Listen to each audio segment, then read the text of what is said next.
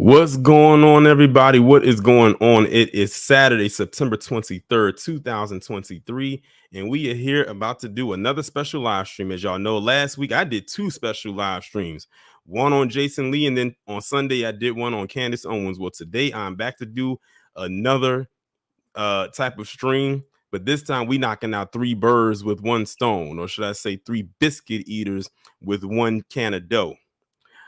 With one dough can. So the day has finally come, y'all. We are having the first ever live bed buckathon. Now, for those of y'all don't know, I created a series of videos, I think last year, called the bed bucking and the Blackarin videos. And basically, those videos are for the men and women who basically tap dance for massa every chance they get and throw our people under the bus every chance they get. Now, all three of the people that I'm talking about today have been in the bed bucking Hall of Shame at least one time. Two of them have been in there at least three times, to the point where I've given them the infinity symbol at this point. I said, if you in there past three times, you get in the infinity symbol. And that's not a good thing. But I chose these three today for a reason, because I was originally only going to talk about Larry Elder just by himself, because that was the one that I was familiar with. And shout out to Kid Gravity, because I know he is down there in the chat, where we briefly went over something involving him on an interview that he did with Breitbart. And that's actually what we're going to focus on today when I get to him. But all three of them have said or done something, or was more so said something this week as it pertains to Black people, to throw Black people under the bus in some capacity just in this week alone. And I said, you know what? Instead of me doing one video in one individual video on every last one of them, let me just go ahead and just do it in a live stream where I'm talking about all three of them. Now, I did conduct a poll overnight, and a lot of people saying, well, why don't you just give a fourth category and say all of the above? It's a reason why, because depending on the poll results, it was going to determine the order of where I was going to go, like start first, second, and third. And those poll results, I actually closed it already, so you can't vote anymore. It closed at like 81 votes. That poll was really, really close. Like all of them were in the 30s. But the most highest voted one, the one that got the highest votes was Fakum. And it wasn't by a big margin either, because I think he got like 39%. And I think Whalelock, Jason Whitlock, I believe he got 31%. And Larry Elder, I believe, got 30%. So it was a very close vote. It wasn't a landslide by any measure. That just shows you how stiff the competition was. Before I get into it, let me go ahead and give some acknowledgments. So far, it's 121 people in here. Shout out to all of you. We have Ulaw, O.J. Kolb, Chris, Rox U, Terry Hall, Lady K, Janesta, Donna C, Craig Colson, RG Titan, DJ Highlander, or DJ Highlander, Dark Titan, Kill Yourself, Old Grandma, Scoop 2003, J, Detroit Kings, Southern Lady Browns, SD Johnson, 857, Southern, Denise Scales, Irvin Green, Eddie Longs, Cool Spider, Volvo to Love, 25 Kid Gravity, Dairy RC, Sybil, Iron Will, The Visitor, 225 Girl, Robert C, DSM Sinister, Chaos Rain. Who else do we have? Nasty Dealer, Noble Valkyrie, Code Red 713, Tony 45 FU2, DH, Kazuma Fury, Tanika's Den, The Accuser, Retro Gemini, Me Myself, Antoine Austin, and so many more who are still pouring on in. This is going to be very interesting, because I've never done something like this before, where I'm tackling three in one, because usually you have to have a lot of energy just to get through one of these individuals. But I think I'm going to have the strength to do that today. That's why it's called a bed buckathon. I made sure to get enough rest. I took a nice little nap, a nice little maybe 2-hour nap before coming up here to do this. So I should have all the energy to get through it. And shout out to Auntie Sean in the chat. Shout out to you. Glad you were here. We also have Chris Vesey and Dr. Grant Lehman Lucas. I'm glad you are all here as well. But this is going to be very, very, very interesting. But like I said, the poll has already been completed. It's already been done. Mark Simmons says, why don't you highlight the Bozo Democrats? Did you not see the video that I did on Brandon Johnson just like 2 days ago? I did a whole video on Brandon Johnson like 2 days ago. And I highlighted the two sisters who was going at those Democrats at that meeting at Howard University yesterday in my live stream. I don't know if you missed it. Apparently you did. So let me guess, because I'm going after 3 people who claim to be black conservatives. That's a problem. How is it that we haven't even gotten started yet and already I'm mad at the chat?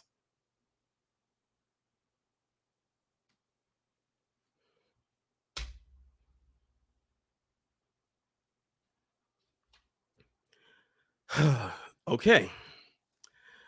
It is 4:10. I'm going to go ahead now and get this thing started.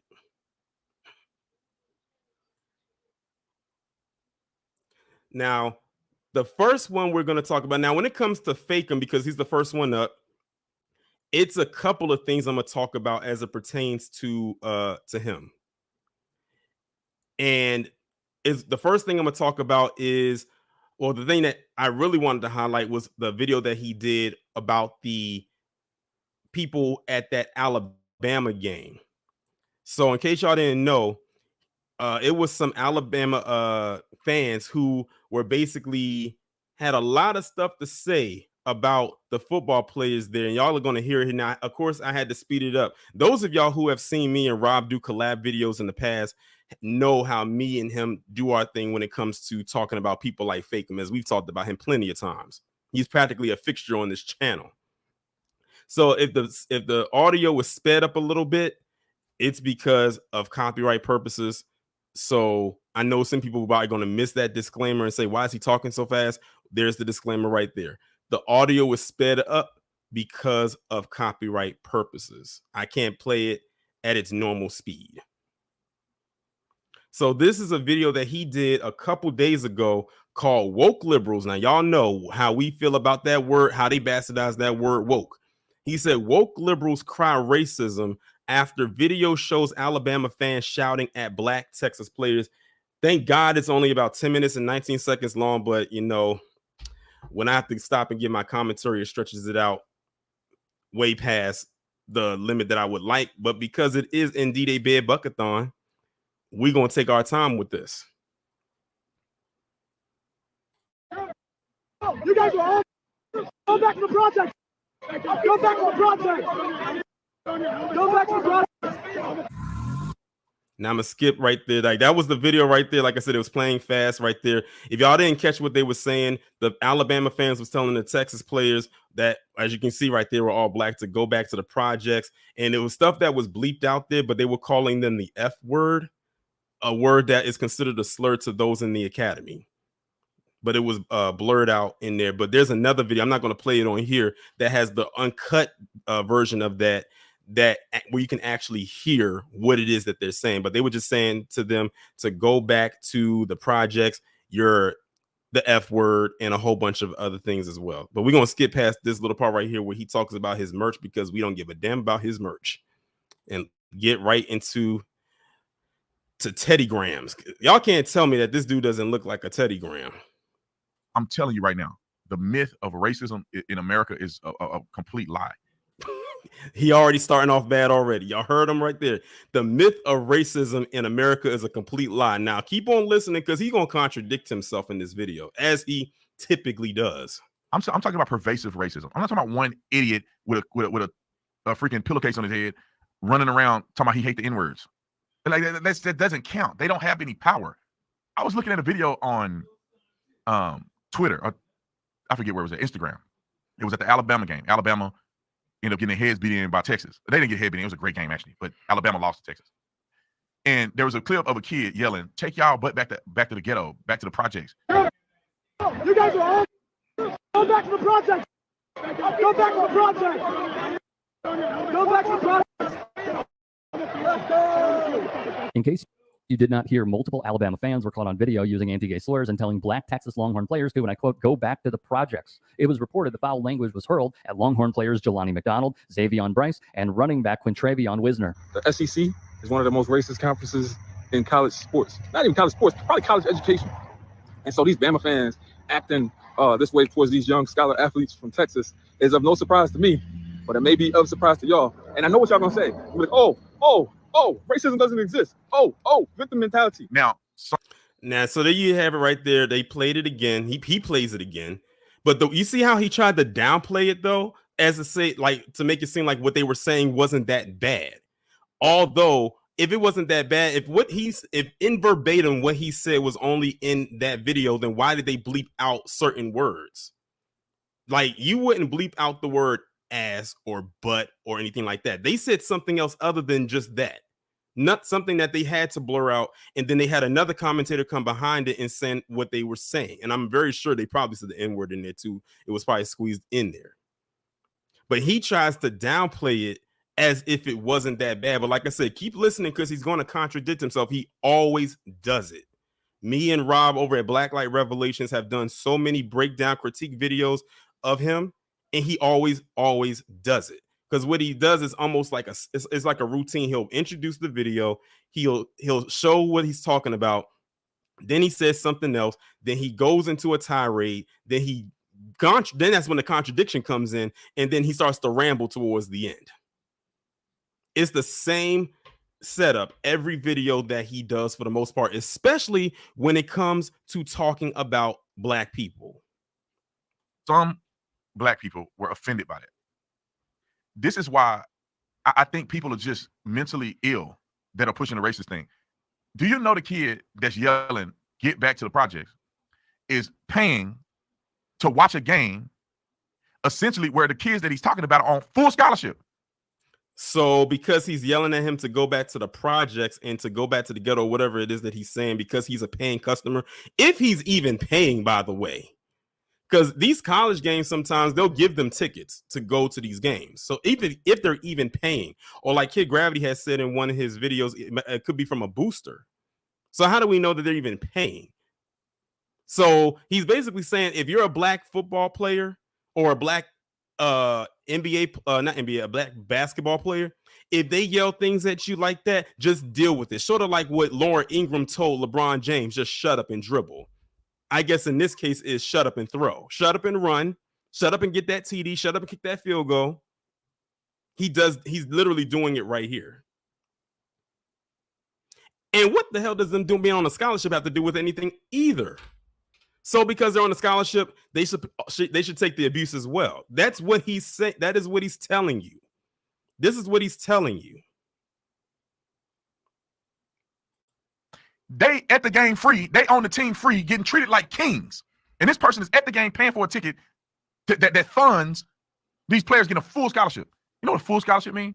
It's not a full. We know what the hell a full scholarship is, but he's about to try to tell us as if we don't know. I want to know, did he get a full scholarship wherever it is, whatever school he went to? Academic scholarship. It's a full athletic scholarship. That means that you get pampered. When I was on full scholarship at the University of Arizona, we weren't even winning. We weren't even like a big school. We got all of our meals paid for. That means, gee, I wonder why you weren't winning. I'm willing to bet you were probably the reason why they weren't winning. You can eat dinners every night. All you can eat. They catered Boston Market. They catered all these really nice restaurants. All you can eat every night. We got unlimited protein shakes. We got unlimited Gatorade juices, Gatorade protein shakes that they didn't even have out to the market. We had access to it. We had clothes, as much clothes as you can get. Are y'all hearing this?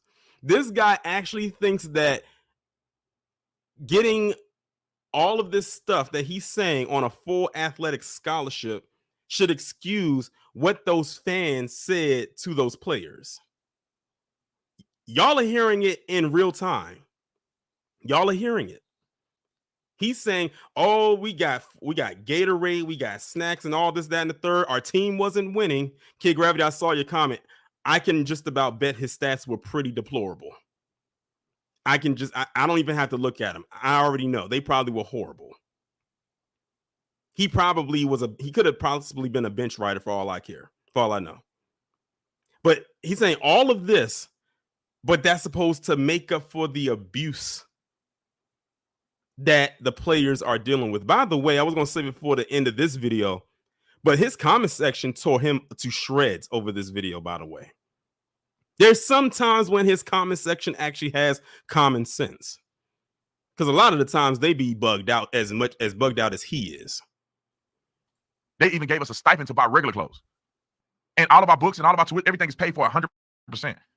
I hate to say this, but I was petty. So when I would go get books, I get only the brand new books because they were free to me. I didn't have to get the used books because I didn't pay for them. I mean, we were treated like kings.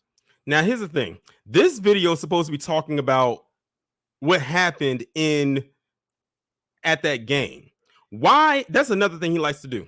He loves to insert this story about his life or something going on to try to relate it to the story. It has no relation whatsoever.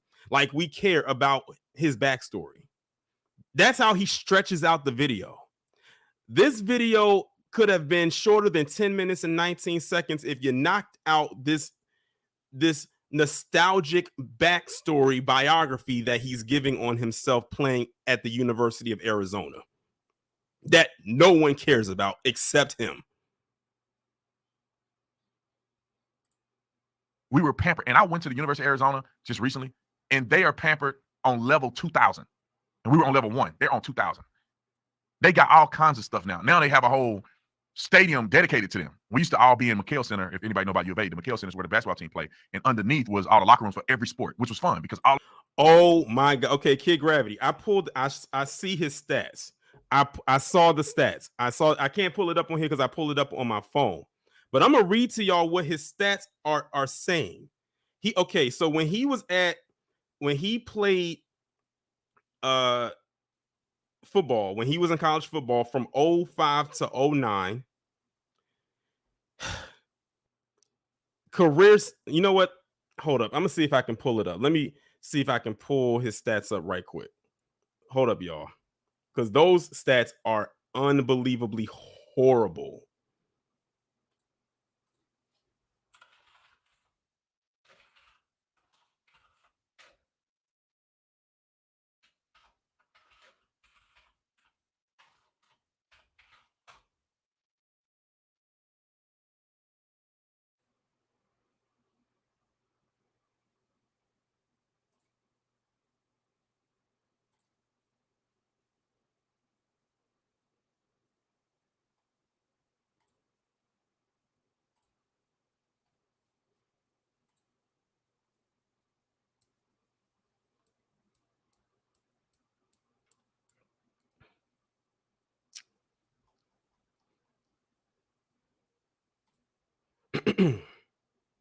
All right. I think I found them. If this is indeed correct, hopefully it is. All right, y'all. Brief interlude as far as it pertains to his stats. Now, this is what Kid Gravity sent me, stat wise. Let me zoom in a little bit so y'all can see it. Kid Gravity, are you telling me these are his stats right here?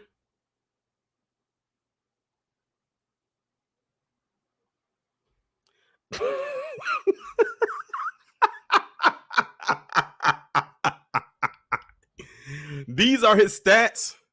Kid Gravity, please tell me you trolling me right now. Oh my, y'all see this? Do y'all see this?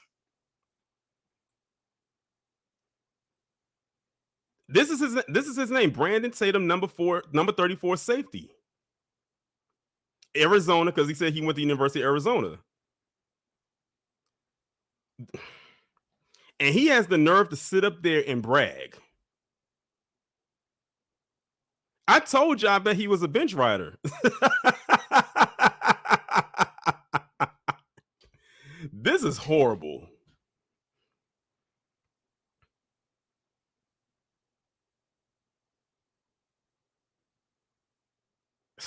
Man, listen. You know what? I'm about to get off. I'm gonna get off this page and get back to this video. That made it even funnier. Shout out to Kid Gravity. Shout out to Kid Gravity for sending me that. That is insane. I could not believe what I just saw. I cannot believe it. And got the nerve to sit up there and brag like he was doing something. Because he said that the team was losing. And I'm like, okay, sometimes it could be from other people, but he really wasn't performing. He wasn't performing at all. But let's get back into it. All of us would mingle with each other. We would cross each other in the hallway. So like volleyball and football and baseball and softball and swimming, all of us knew each other. We always was in the same workout gym. But now we used to have to practice outside. We didn't have an indoor facility. It was hot. So what? Either finish the workout or die. Which you only got two choices. Now they're in an air-conditioned facility. They have their own. And I'll tell you this: we had tutors, 100% free. Any subject we had. He's still babbling. This is the babbling portion. Remember, I gave y'all the intro, the babbling portion. This is him babbling. He's not talking about what the initial video is supposed to be about anymore. He's talking about him. Now, what you'll notice is based on those stats that y'all just saw, he ain't gonna talk about his stats. They hired a tutor to tutor us on whatever subject it was. Sign language class, they hired a person to tutor us in sign language. It was unlimited budget, essentially. And so going back to the kid yelling at the black kids, he sounded like a white guy. He was off camera, but he sounded white, and then he was yelling at these black kids. And it's crazy that people look at that and be like, see, Brandon, that's racism in America. It's like, bro, you know how stupid that is? He yelling at a person that got more privilege than he do. This dude still don't get it. He thinks because they're football players, they have some kind of level of privilege. Now I see why y'all gave him high votes. Even though it wasn't an overwhelming landslide, I can see why. For those of y'all who didn't know who Brandon Tatum was before today, y'all are getting just a tease of who he is. This is just a little dash of what of who this dude is. Them black football players can go anywhere on campus and they demand. They got weight. You get football privilege. People love you.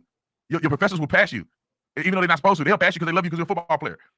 Is that I'm guessing that happened with you? Did that happen with you? If that's the case, that would explain the idiocy level of, if you want to call it thinking, because I don't call what he does anywhere near thinking. That's why PC loves to hold up people like him and call them free thinkers rather than critical thinkers. They know the difference. That's why they call him a free thinker. There is a difference, by the way. When I was in school, we had a dude giving out them grades, boy. You make straight A's. Then he got popped and then he gave everybody C's. But you didn't have to do no work. It was called culture and hip hop, or love and culture and hip hop, or something. It was a fun class. But I mean, that dude, he loved football players. He'd give everybody A's. He just admitted that his former professor was just giving out A's to football players, even including himself. So, Brandon, are you prepared? Are you telling us that the whole time in your collegiate career that you did not work hard to earn your degree? Is that what you're telling us right now? This guy was nothing more than a dumb jock, and it shows even right now. He's telling on himself while trying to throw other black football players under the bus. Here's a little tidbit, Brandon. Not everyone did what you did. Not everyone who played football in college did what you did.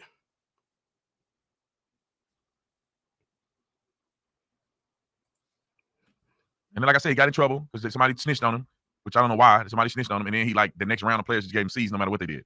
So, and I was on the receiving end of that. I got a C in that class. I'm like, oh man, really, bro? You got to take it out on me? I wouldn't. The C was too high. Even part of that. But other teachers would do the same. And that's at University of Arizona. Imagine at Alabama. These dudes are God. Shout out to the fundraiser for the first super chat of the day. He says, what I got from this video is Brandon is basically saying you should be grateful and take the BS regardless if it's racist because your black ass is lucky to be playing on their field. Exactly. And appreciate you for the super chat. Yeah, that's basically what I was saying. That you should just take the abuse, that you should just deal with it. That's what he's literally saying without saying it. He's so easy to decipher. It's not even funny. But the world make you think that all these poor little black kids, they're out of the ghetto. No, man, you at the University of Texas, bro. Full scholarship you get, and people are dying to get into Texas. They won't even get accepted, even if they have good academic standing. He make it seem like all of them came from the suburbs. Not saying like now I don't know their living conditions or anything like that, like where they came from, anything like that. But a lot of the times when a lot of these players get pulled from somewhere to play at these schools, a lot of the times, a lot of them come from certain areas. Not saying all of them are a Ja Morant, for instance. I'll use Ja Morant as an example because, of course, he didn't grow up in the hood. He grew up in the suburbs, pretty middle class family. But he is making the case that, oh, you got this scholarship, and everything like that, then you are privileged, you're living like kings, they're giving you all this stuff, they're passing you, good grades, because as an athlete you have to have a certain GPA in order to maintain, and all this other stuff. He's projecting. This is probably most likely what he did. As a matter of fact, it is what he did. He sold you. That's what he did. So apparently his life story is supposed to carry over to all the other black athletes because that was his story. And shout out to Iron Will for the $20 super chat. He says, salute to you, Torian, and the rest of the chat. This dude never does follow-up videos to when racism is proven. Who remembers Sesame Place in PA? Exactly. He never does. And we're going to talk about that in the next thing that we talk about after this. Football player takes priority. And as a football player, we didn't even have to make the same SAT scores. Our SAT scores were on a pendulum, where it's like if your GPA is high, you can make less of an SAT score, ACT score. If your GPA was low, you have to make a higher one. And I don't know what it was. It was like, a fifth grader can take a better SAT score than I had to make when I was. I bet they did. I would like to see that too. Can we find out what Brandon Tatum's SAT scores were? Out of college. Now I was decent. My brother was a genius. I was decent. I had a 3.0 GPA. I played football in high school. I was the man. So some of those grades, they probably scooted me by on. But I had like a 3.0 GPA, which wasn't that impressive. And I had to make like an 850 on a SAT or something. I don't know. I'm making up a number. I don't know. It was something 50. It could have been a 450 or something, 550. I don't know. It was something stupid low. People would laugh at you and say, you made that on SAT? Like, I was embarrassed to say what I made on SAT. Well, that just answered my question. The benefit was I didn't have to care. I didn't have to study. I didn't have to prepare myself. I was like, look, I can make this number because my GPA is here. So if I just go through and there's some stuff that I don't even want to, I just mark them. I don't care. I'm with no effort, I could probably make that score. Y'all, this dude literally is telling us on this video to his 2.66 million subscribers how dumb he is.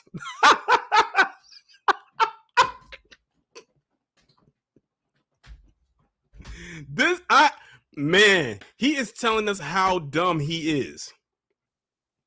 I mean, from the time he started talking about his life story in college to him and his whack low SAT scores, and it's like he's saying, "Well, I had a 3.0 GPA. I was on a football team. My brother was a genius. I was the man because I was popular and all this type of stuff. I didn't have to make this high score and whatnot because I knew I was going to float right on by. Then I'm gonna get to college, and then I'm gonna get the scholarship because I played football. Notice he got it on a football scholarship, not an athletic one. I mean, not an academic one." This is how you know he has no point.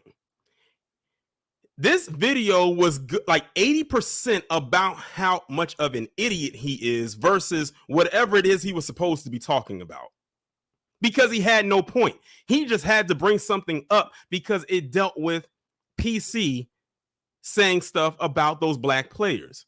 But he had no point. He spent 10 minutes and 19 seconds talking about nothing.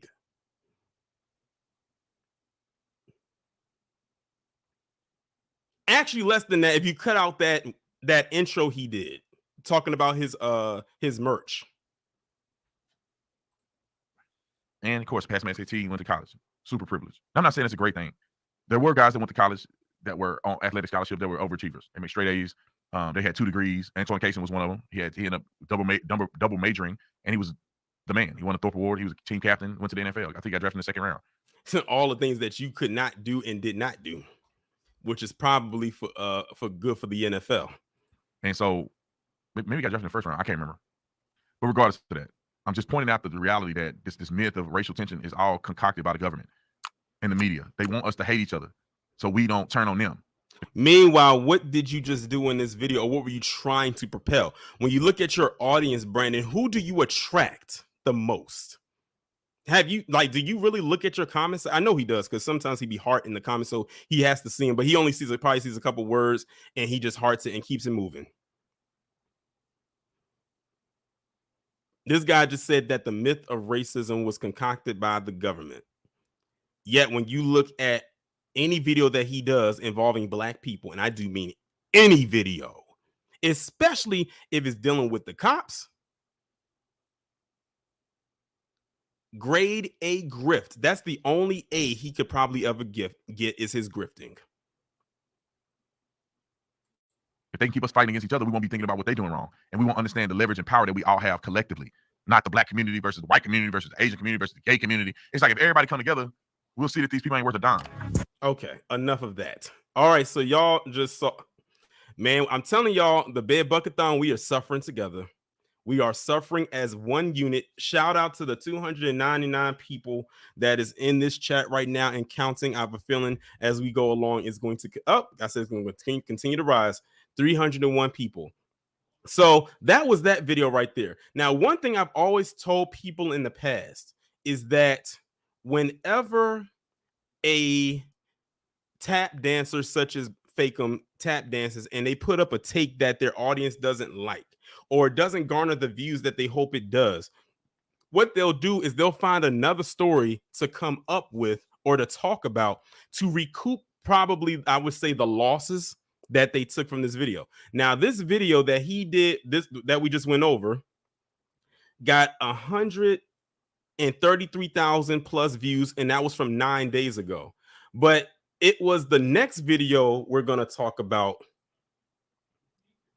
where he literally got the most views on his channel in a I would say in the last couple of weeks or so. And it was this video about the teens that ran over that biker in Las Vegas. I don't have to ask anyone in the chat if y'all heard about the story. Many of us have already heard about it. Now, this video, now keep in mind, the last video had 133,000 views.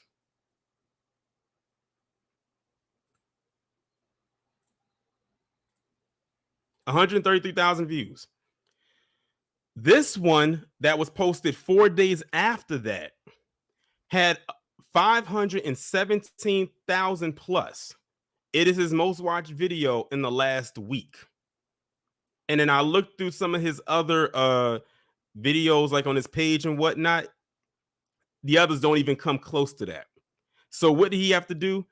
Look at the title: Black Teens Run Over Retired Sheriff Riding His Bike. Now, keep this in mind. He said the myth of racism in America is a myth. But listen to what he does in this video. He says in one breath it's a myth, but then tries to propel that it's real in this one. Now, luckily for us, this video is only 5 minutes long, but I bet it's 5 minutes worth of filth.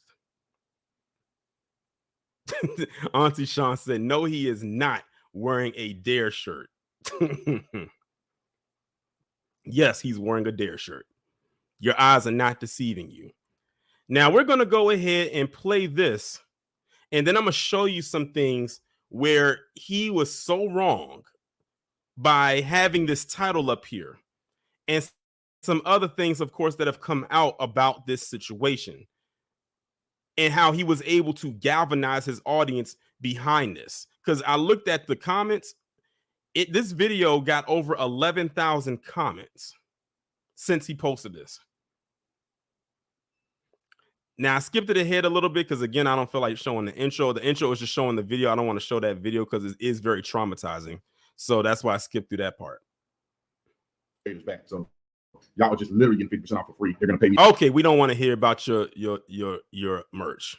All right, let me make this video because I got my baby boy in there running around like she was head cut off. I just want to make a video real quick. It was one of the most troubling videos that I've seen on the internet, and I hope that it gets the coverage it deserves, and I hope people go to prison over this. Now, I haven't seen any reports of these individuals getting caught, but they live stream it, they put it out on social media. Keep in mind, this video that he posted right here was posted like 2 or 3 days before the identities of the teens were made. The identities of the teens have now been made. We know their names, we've seen their faces, they've been arrested and all types of stuff like that. And I'm gonna show their picture in a few so y'all can see who they are. Media, whatever they did, where they filmed themselves after allegedly stealing a car, and they rammed one car and intentionally lined up in the bike lane to run a man over who was on the bike, and he ended up allegedly dying. I don't know if that's proven or not, but every post that I've seen said that the man died. Now, two things here. Clearly, the people who were driving the car were not white. They seemed like they were either black or Hispanic saying the N-word 100 times in the video. Now, he says that they were not white, and he says they were either black or Hispanic saying the N-word, but look at how he titled the video, Black Teens. Black teens run over retired sheriff riding his bike. So if he is saying he's saying this without any certainty of what these teens are ethnicity wise, but he knew to put black teens in the title because he knew that it would garner views, because he knows what type of audience he has. Don't let him sit up there and pretend like he doesn't know who his audience is.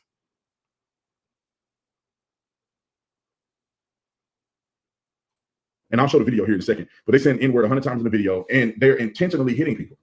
You got a car full of black and brown bodies saying the N-word, calling people. It was only 2 people in the car. He make it seem like it was like 10 people in that car. It was only 2 people. And the over-exaggeration is real. N-word, and then intentionally running over a white man. Exactly, Deneen. It was clickbait. This literally is exactly. Thank you. It's literally a clickbait title. The thing is this: people were comparing this to Jordan Neely. Jordan Neely was literally protecting the public from a deranged man being arrested. I don't know how many times, assaulting people on the train. I didn't hear anybody saying or comparing this to Jordan Neely. Did anyone in here compare that to Jordan Neely? I didn't hear anybody say that. Like I know I didn't. Did y'all? Because I didn't hear that. He must have heard them from the fairies flying around in his head, because I never heard anybody say that. Where's he coming from with that? Again, at this point, he doesn't know that the man did indeed die. He still doesn't know the identity of the teenagers. He just said that he puts black teens run over, but he doesn't know who's driving. But because they were saying the N-word multiple times, oh, they just had to be black.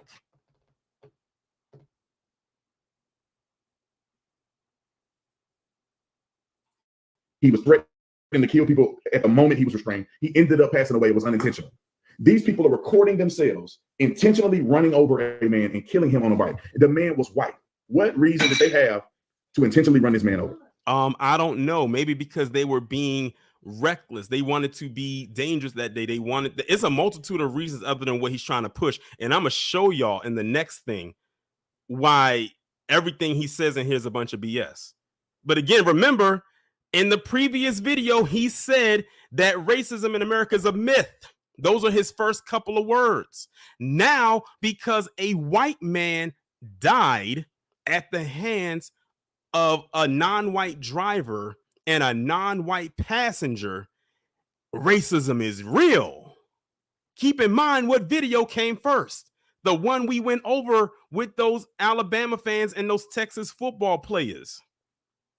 4 days later, this video pops up, and now all of a sudden, racism is real again. It's no longer a myth.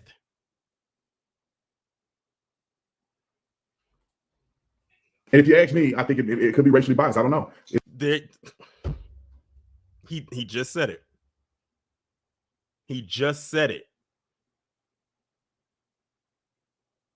Could it be a hate crime? I don't know. But what I do know, Marcus, I'm glad you brought that up, but I'm playing it because I want to see if he's going to bring it up. He probably won't, though. Is that this is a heinous crime that occurred, and the media is not talking about it as much as they talk about all these other things that weren't even a crime. Or some of them were. Maybe that's because when it first happened, it was still information coming out. That's probably why. But it's crazy because now it's everywhere. Like now that more information has come out, now that we know their names, we've seen their faces, we got mug shots, we got like rundowns. If he would have just waited, then he would have. Well, we know why he didn't. We know why he didn't.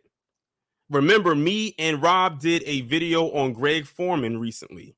Greg Foreman, aka the Black Conservative Perspective, does the same thing. When something happens that looks something like this, they rush to put stuff out there without having all the information because they know that their audience is going to flock to it like bees to honey. They don't care about any facts. They just want to put it out there, get as many views as they can so they can rack up as much in that AdSense as they possibly can. Or justified shootings. Some of them were a nothing burger. Some of these things were complete conjecture or even rumors regarding a situation. And on a situation where they've got video of these people intentionally running over and killing the man on the bike, I don't understand how we're not talking about this more road clip. Okay, I'm not going to play the clip. I'm just going to bypass it.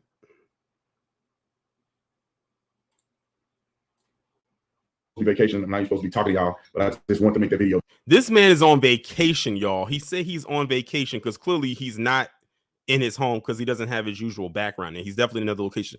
This guy said he's on vacation. I remember when Greg Foreman left the bar half pissy drunk, coming on camera, slurring his words to throw black people under the bus. Man, I tell you, these black conservatives are a trip. So to put it out there and give my commentary, my 2 cents on how I think the inconsistencies in media and the inconsistencies in race-related stuff is mind-blowing me. Do I think it's a race-related encounter? I have no evidence that it is. He says that he has no evidence that it's a racially motivated encounter, but just like 2 minutes ago, he said that it was. I know y'all heard that. I know y'all heard that. I wasn't the only one to hear that.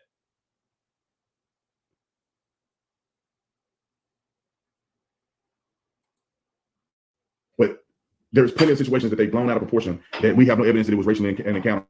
And then just imagine this. If a group of white kids was driving, ramming people, saying racial slurs, and then lined up on a black man and say, yeah, let's get him, let's get him, let's get him, and they hit the black man, the whole country would be coming down in tears, everybody on their knees. The president of the United States would be coming out making a press conference. See how he's throwing the cape on for white people? He's basically saying that, well, he's doing the usual, let's flip it, like let's reverse it on its head.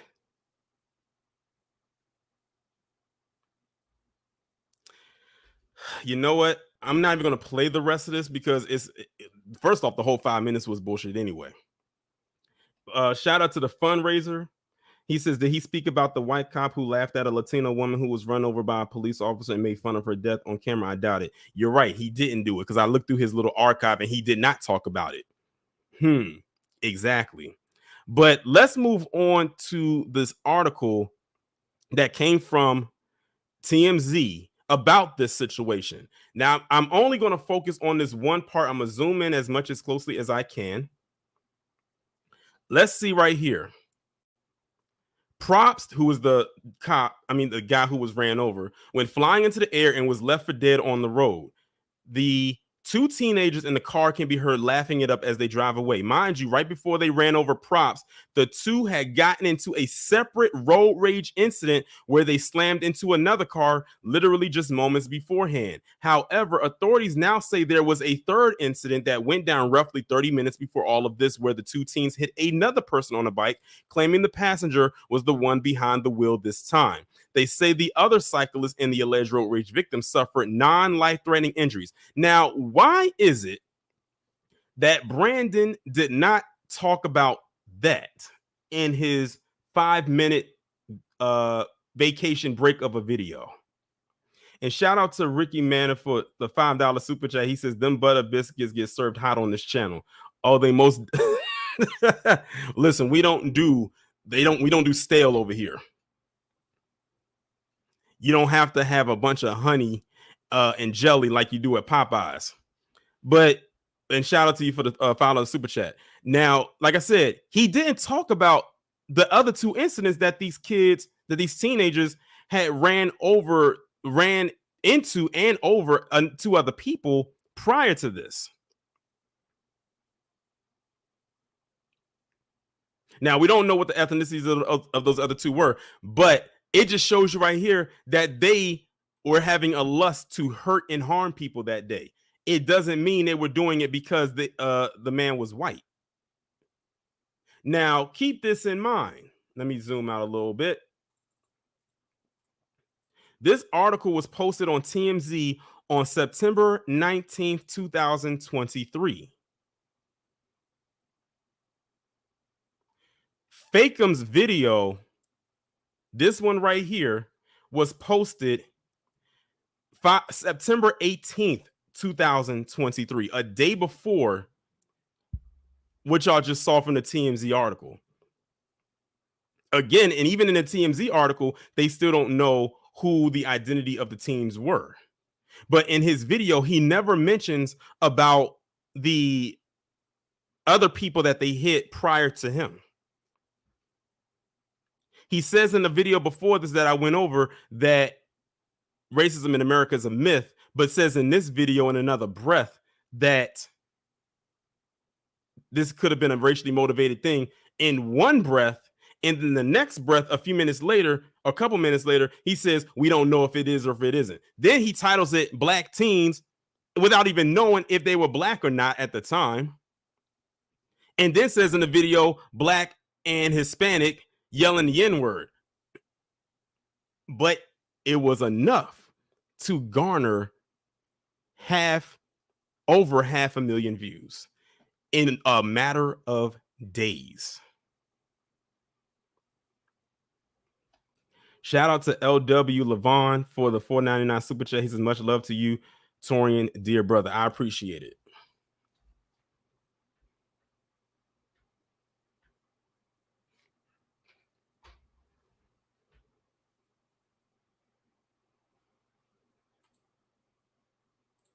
Now, for good measure, if y'all want to see, this is the picture of the teens that ran over that man on the bike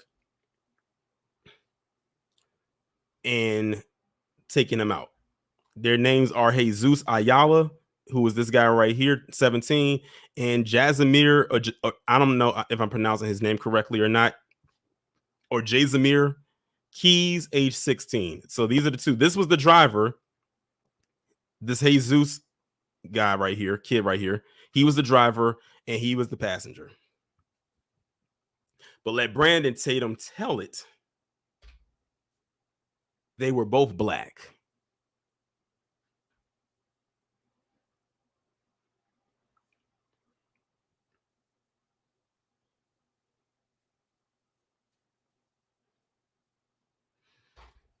Man, I can't believe we spent almost an hour just on his part alone, y'all.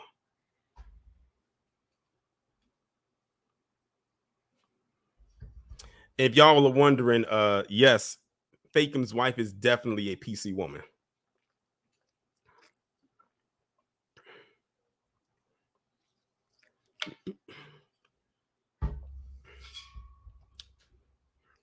But yep, these are the two that are responsible for it. And shout out, I think Tariq was on. Tariq has been battling them trolls on X, formerly known as Twitter, for the last couple of days because he was highlighting about the driver, this one right here. Because on his mugshot, it has him listed as white. And he put it out there like, you know, that white Latinos definitely do exist. Man, them PC people was in that comment section going off about that. And I'm like, they actually do exist. Like if you look, even on job applications, when you under the category of race, it's right there. How are you going to get upset about something you created? But yeah, y'all, what I just went over, this concludes the entire Brandon Tatum sector of the Bed Buckathon, and probably the longest part because there were multiple videos surrounding around him. And shout out to the person who just sent me the Cash App. Let me see if I can pull your name up.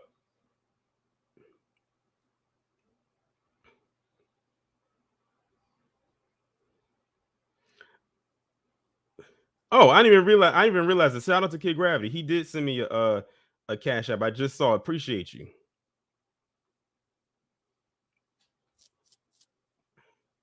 And I'm not going to put the other person's name out there. I'm going to just, because it has their real name, but I'm going to say their initials. IQ. Shout out to you for the Cash App as well. All right, y'all. This is the Brandon Fakum portion of the, this concludes, like I said, the Brandon Fakum part of the Bed Buckathon. Now we got to move on to the next one. The next one on the docket that we got to go after, or talk about rather, is none other than Whalelock. Y'all try not to vomit. Y'all hold on to your lunch or your afternoon snack as we try to push through. Well, that's gonna be hard. That's a lot to try to push through. Now, Whalelock has, I had put on X or Twitter. Oh no, there's more. This is a Bed Buckathon. This is not over. It's 3 people. We only on person number 2. We just concluded person number one. Whalelock, I put on Twitter, what formerly known as Twitter, that he reminds me of a divester. Because much like divestors who have a staunch disdain or loathsome of black men, so does he. I mean, this guy has, I don't know, like a hard on for successful black men. I mean, he's talked about, of course, Colin Kaepernick. He's talked about LeBron James. I mean, the list goes on and on and on. And his latest target is Deion Sanders. And shout out to the Dreamers Pro YouTube channel, and shout out to Rob over at Blacklight Revelations for putting me onto them, because through that channel, that's the only way I would have been able to find the audio in which y'all are about to hear, where he literally says a whole bunch of nonsense about Deion Sanders, or as some would call him, Coach Prime, and the success that they're having with Colorado. And by the way, they're playing against Oregon right now. And I think Iron Will told me that it's not looking really good right now for Colorado, but it is what it is. You're not going to win every single game, but I think that game started at 3:30, so the game is still going on. And even then, see, he's going to still talk about them. Win or lose, he's going to continuously talk about them. Iron was at 21-0. Yikes. So they lose. Whalelock is going to have something to say, as he usually does. He's going to now try to say that he's trying to this is a humbling moment for Deion Sanders. But what you're about to hear is a segment from one of his recent shows that he did. I'm not going to play the whole thing because it's over an hour long. I'm not playing this whole thing, but I started at the mark that it should be, which is at the 31 second mark, where it's talking about what happened with Travis Hunter. If y'all are unaware, Travis Hunter, he ended up suffering, I think, a lacerated kidney that is keeping him out for 3 weeks after a bad hit from the team last week from that bad hit. And people was going in on him about that. And of course, in true bed buck fashion, Jason Whitlock had to throw on his cape and do what he does. He said liver. I thought it was a kidney. His liver. Shout out to Code Red for the correction. I thought it was his kidney. I thought it was his kidney for the longest time. Either way, it was a bad hit. It was enough to keep him out for 3 weeks. So we're going to go ahead and play this little part right here.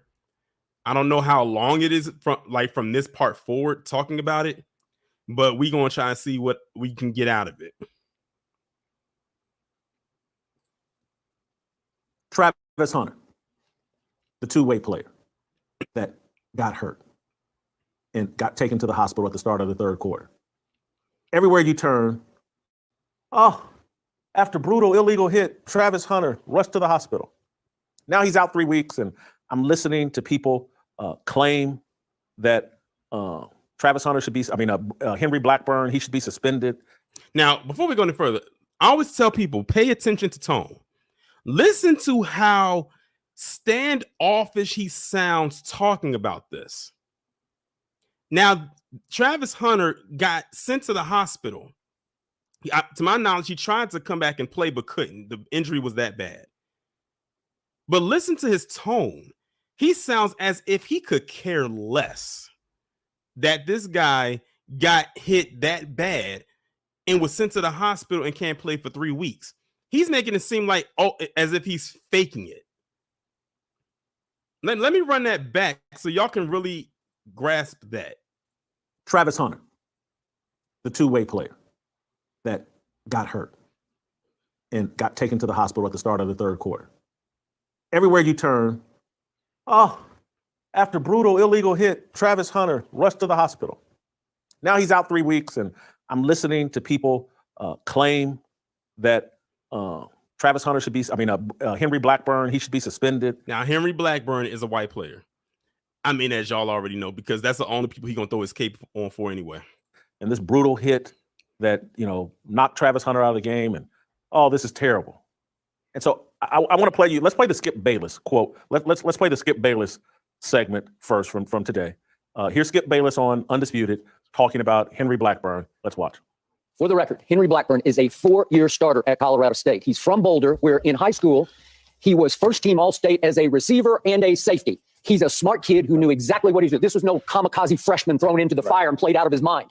He knew exactly what he was setting out to do, which is hit Travis Hunter as often as he could, even if it was a gray area a little bit after the whistle kind of hit. This was a lot after the whistle. This was blatant to me. This felt game planned to me. Let's hit him because he's going to go both ways. And that kid, of all the kids on the field, he knew how hard it is to go, what it's going to take out. So, and I don't know what Michael Irvin and Keyshawn Johnson said immediately after that. And so hopefully what they should have said is like, let's pump the brakes here on demonizing Henry Blackburn. Now listen to that. Now, I don't agree with Skip Bayless on just about anything, but I can't say that he was wrong with what he said there. But people, now, like I said, usually Jason Whitlock will throw the cape on for anybody. He ain't gonna throw the cape on for Skip Bayless in this situation.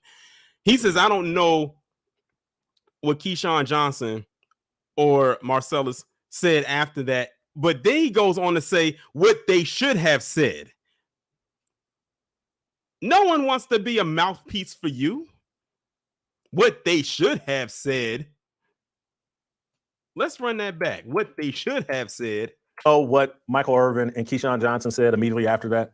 And so hopefully what they should have said is like what they should have said. Hopefully what they should have said.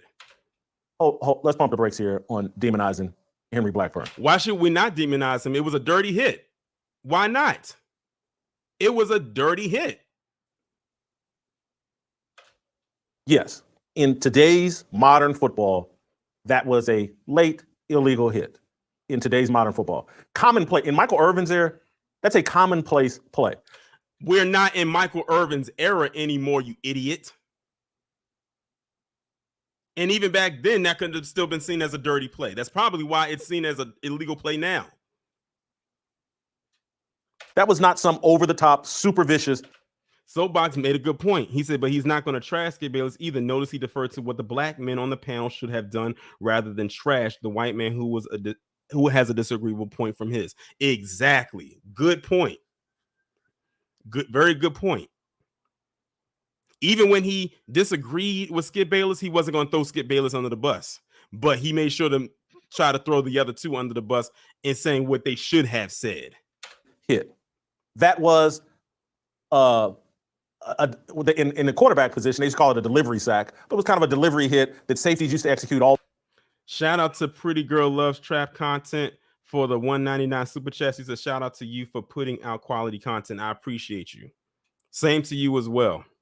The time it was not a super vicious blow. What didn't use his helmet, didn't use his shoulder pad. But what do you mean it wasn't a super vicious blow? The guy he was in the hospital. He got a lacerated liver. He can't play for 3 weeks. He couldn't play today. Can't play today. He can't play the next game. Well, the next 3 weeks. He's at home recovering. I'm not even trying to defend Henry Blackburn. Yes, you are. That's exactly what you're doing. He said, I'm not trying to. Yes, you are. That is exactly what you're doing. The double speak is real. Should have been flagged. And we've seen guys tossed for worse. But that's not the kind of hit that, according to reports now, he has a lacerated kidney and is going to miss 3 weeks. I think Deion has announced that he's going to miss 3 weeks. It's not the kind of hit that generally leads to that kind of injury. It was not that vicious of a hit. Oh my God. Did y'all just hear that? He said that he's going to be out for 3 weeks with a lacerated kidney, but it was not that vicious of a hit. Oh my God. Y'all, if y'all can see my face right now, I'm literally like doing the Home Alone right now on the other side of the screen. That's why I don't have the camera on. Let's run that back. Let's run that back. They execute all the time. It was not a super vicious blow. What didn't use his helmet, didn't use his shoulder pad. But I'm not even trying to defend Henry Blackburn. Should have been flagged. And we've seen guys tossed for worse. But that's not the kind of hit that, according to reports now, he has a lacerated kidney and is going to miss 3 weeks. I think Deion has announced that he's going to miss 3 weeks. It's not the kind of hit that generally leads to that kind of injury. It was not that vicious of a hit.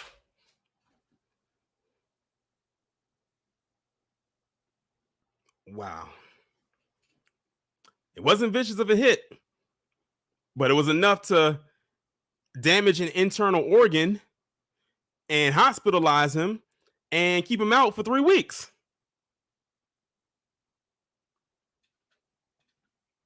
Only in today's modern world is that seen as a super vicious hit. If he had had the football and it got hit that way, no one would have thought it was a particularly hard hit that should lead to injury.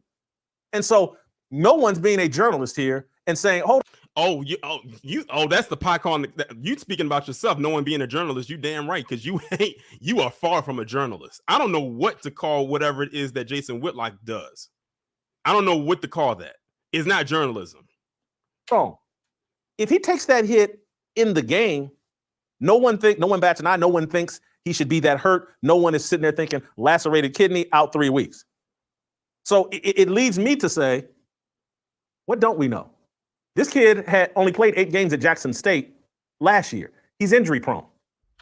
Oh my God. So because you're basing off of him playing at Jackson State, that means what now? That it was, so you're saying it was just bound to happen, right? That's what he's saying. It was just bound to happen. Like I said, this guy always throws the cape on for PC, no matter what, if it means throwing other black people under the bus, because he is a failed science experiment. I don't care. I don't even declare this man to be human. He literally looks like the shit emoji. Why did that routine hit lacerate a kidney? Did he come into the game banged up? He's been playing both ways for 2 straight weeks. He's injury prone if you followed him last year. Again, he only played 8 games. He's not the thickest, most developed 19 or 20-year-old I've ever seen. He seems a bit injury prone. He's been playing both ways. Did he come into the game a little banged up? These are questions that will never be asked, will never be answered. They're not going to be asked or answered because they're not questions that should be asked or answered. Fat bitch. Answered, we'll never talk about, hey, let's just demonize Henry Blackburn and act like this is one of the most vicious hits in the history of football. And oh my God, Henry Blackburn must be suspended. Yeah, he should be. He should be. Those are people arguing this are people that either know nothing about football or they're so deep in their Deion Colorado worship that they've lost all objectivity. And there it is right there. That's what it boils down to. You see what he just said? They either know nothing about football or they're so deep into their Deion ideology and worship of him. And that is the main point. Jason Whitlock does not like other successful black men. That's why I compared him to a divester.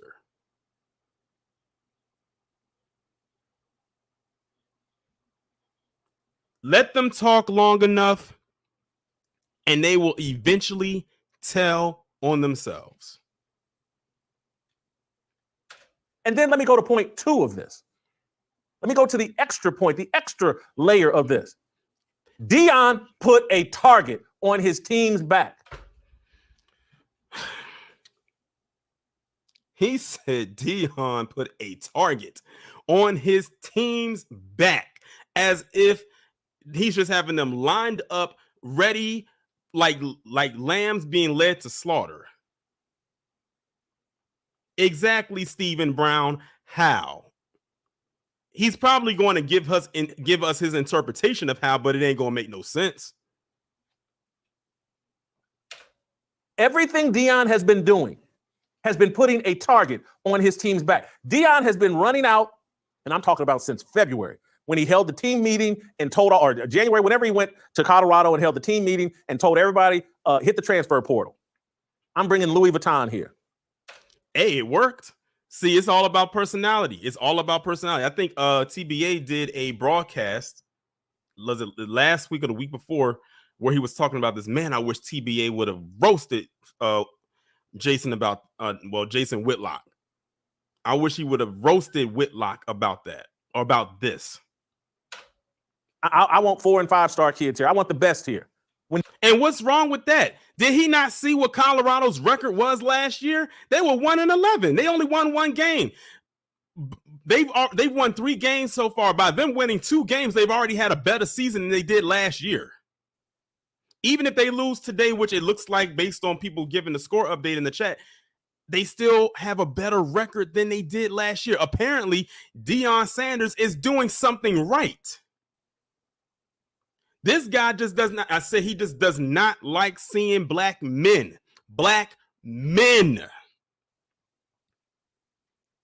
be successful. And then on top of that, this team has a lot of black men playing on the team, including 2 of his sons.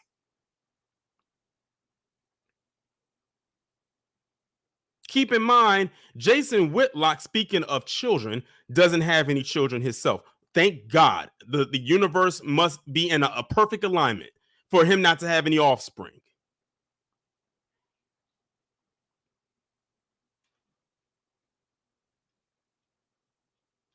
Kid Gravity said Terrell Owens is on the sideline of the game. I bet he's gonna have something to say about that. And shout out to Eddie Longs. He's giving me the update. He said it's 35-0. Yeah, it's most likely they're going to win.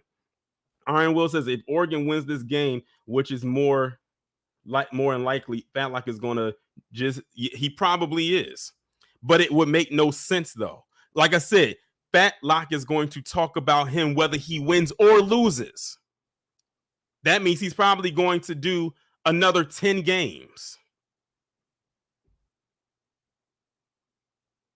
I mean, not another 10 games, another 10 videos.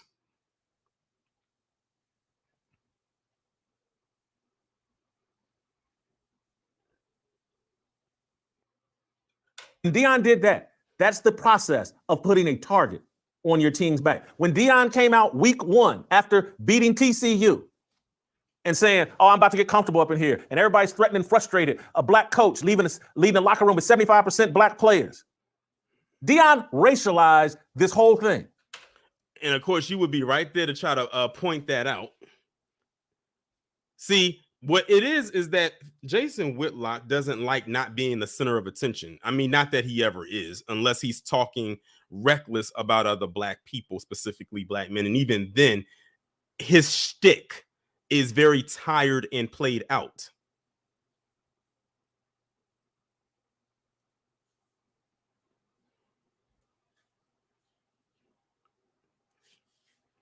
Nothing he does varies from the script. Like I said, when he gets tired of talking about Deion Sanders, he's going to move on to another successful black male athlete. It's a wash, rinse, repeat thing for him. And put a target on his team's back. And so if you're wondering why Henry Blackburn and those white offensive linemen and ended up the black defensive end for Colorado State, all these guys that got all these unsportsmanlike conduct penalties trying to take little cheap shots at Colorado, where's that animus coming from? So what you're saying is because Deion Sanders is speaking confidence and being who he's always been, that put a target on his team's back. That's a reason for Henry Blackburn to do what he did. See, Jason Whitlock is one of those people that just is the go along to get along Negro. That's all he is. Point blank, period. There's really no other way to really describe that. That's really all he is the go along to get along Negro. And when you have another black man come along that usurps that, then he gets in his feelings.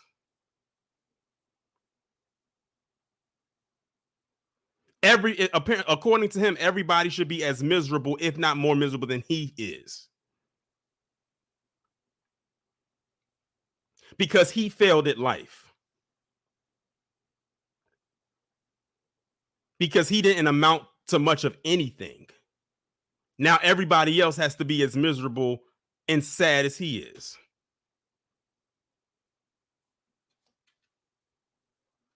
Again, I've seen this a million times. I've seen poor, working class, disrespected black kids go compete against the entitled, privileged, well-funded white kids and do exactly that.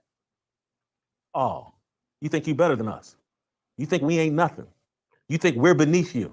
I'll show you. Seen it a million times. I've been one of them kids. There it is. Again, he's telling, you know how I was saying how Fakum is telling on himself? Whitlock is doing the same thing. All of the grifting that they do is really personal animus when you think about it. Unresolved issues that they've had going on in their life that they've never taken care of. They don't see a counselor. They probably never been to therapy. So all the stuff that they're personally going through, whatever it may be, they take it out on a person that they feel did them wrong in their life. I'm sure Deion Sanders doesn't even know who Jason Whitlock is. I'm sure he's heard of him, but he doesn't know him. He is mad that Deion Sanders can attract the people that he's attracting towards in law of attraction. Having a bunch of people come out there and support and do all of these things and be around him, so on and so forth. He can't do that. And it eats him up that he can't. Yes, I know people tell me, yes, I know Colorado is losing, so I know he's going to have a lot to say. Hell, he probably got stuff lined up right now, ready to go. And the game ain't even over yet. So I already know he's going to talk about it, but here's the thing. I've seen some of the comments in the comment section under the videos that he's done about it, and he's done a lot. Even the people in his comment section says, you know what? I'm tired of hearing about this. I'll come back when you move on to another subject because you keep talking about this over and over again. So you know he's going to hit his subscribers over the head for the next couple of days about this. And let's just hypothetically say that Deion Sanders, you know, and the team, they lose badly today and win the rest of the games of the rest of the season. This is their only loss. Jason Whitlock is going to harp on this one loss. He's going to harp on this one L that they took.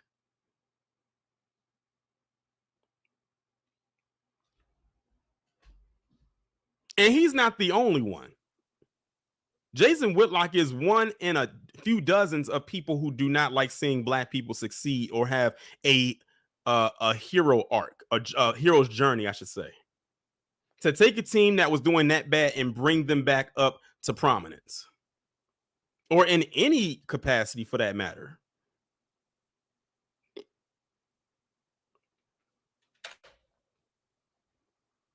And so now you can't see it because you're so blinded by your racial idolatry, racism, that you can't see that Deion has done this to white kids. Now he's in his babbling realm right here. You know how I was saying Fakum babbles? You'll find that that's a common theme. They all like to babble after a while. And to all the teams, Jay Norville's black, his black defensive coordinator. They all fed into that energy that Deion has put out there that he's better than everybody else. He's the greatest thing to ever hit coaching. He and his team, everybody's beneath us. Well, what's the problem with having confidence? That's another thing. And that's not just something Jason Whitlock does. It's a lot of people that do not like when black people express high levels of confidence for themselves. We're supposed to just be fine with mid-average. We are not supposed to excel and expect greatness and exude greatness. Shout out to JoJo for the $3 super sticker. He doesn't like that. Who cares what he doesn't like? He needs to like a damn diet. That's what he needs to like. Or some kind of cardio-based machine or something. Everybody's uncomfortable with us. The entire Colorado State team, starting with their black head coach, starting with their black defensive coordinator, they hit Boulder, Colorado with a chip on their shoulder and an attitude and told them kids in their locker room, black and white, these guys think you're beneath them. And so they took that field with that. Now what is he talking about? Like, no one actually said that. Like, he's projecting. Like, when did they say that, oh, we feel like we're better than you? When did that happen? I'm trying to understand, when did this happen? I'm lost here. Someone please help me. Attitude, and they took their shots. Just like I said, anybody that's watched and really understands sports among young kids, this has been going on for decades. For decades, Deion put a target, a bullseye on his kid's back with his bloviating and arrogance and all of the media. No different than when Jalen Rose, another black athlete, another black male athlete, he could have pulled anybody else. Like there aren't white male athletes that boast and do the exude their ego. But look, he just mentioned and all of the media. No different than when Jalen Rose went to go play Duke when he was at Michigan, and Chris Webber and Juwan Howard, and these guys took the court with an attitude about Duke because all of the media is worshiping Duke, and Duke can do no wrong. And the Duke kids are better than the Michigan kids, better than the UNLV kids, better than everybody. I've seen black athletes for decades tap into that energy and that emotion and that animus and that feeling of disrespect. And occasionally, they lose their mind and cross the line. There it is again. He mentioned Jalen Rose, another black male athlete, which, by the way, Jalen Rose checked the hell out of Whitlock. In case y'all were unaware, he checked the hell out of him. It was such a great thing to see, too. He needs to get checked more often. I think Charlemagne checked him. Lonzo Ball checked him. Not Lonzo Ball. LeVar Ball checked him. Y'all are seeing a pattern here, right? I hope y'all are seeing a pattern.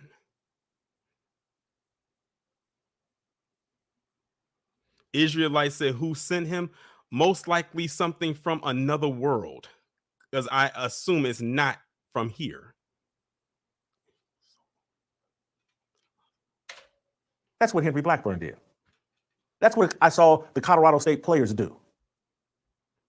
So basically, he's happy that Henry Blackburn did this because he feels that Deion Sanders is hyping his team up with a lot of confidence, and he feels like that hit brought them down a peg.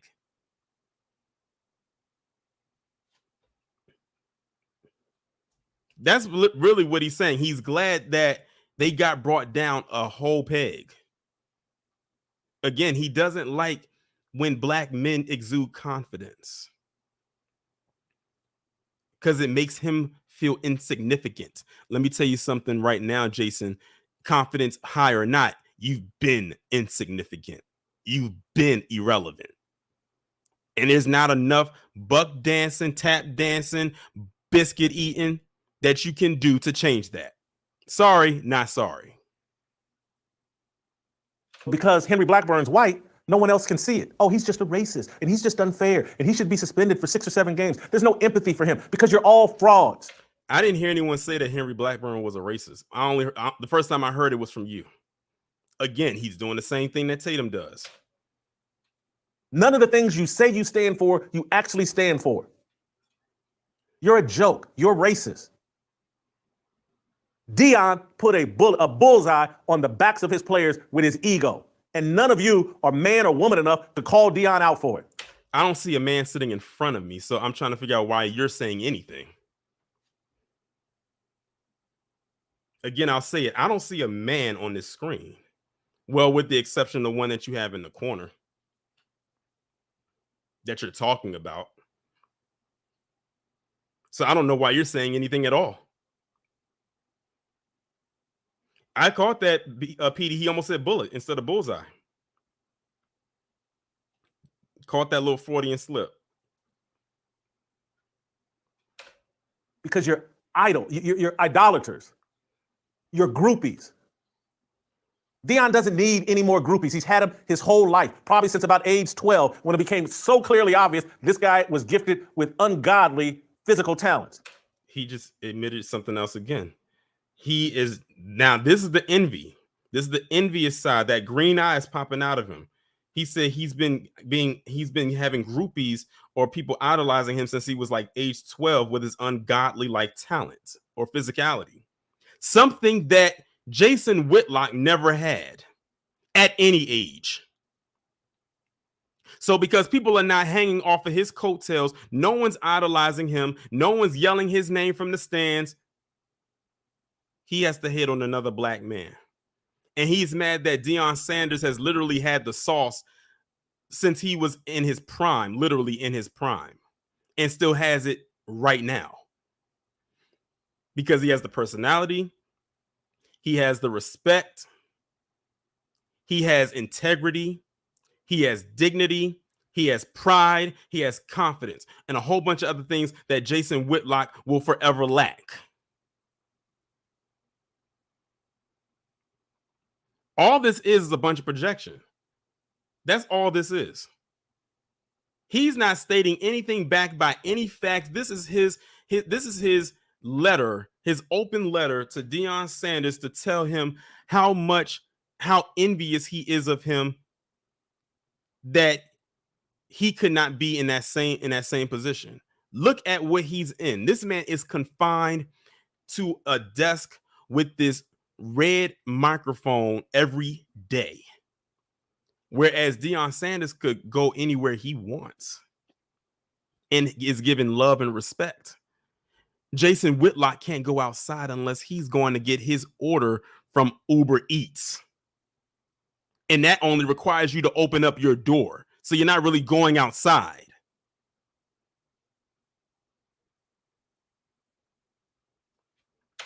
He's had groupies since then. He's certainly had groupies at Florida State and throughout his whole NFL and Major League Baseball career.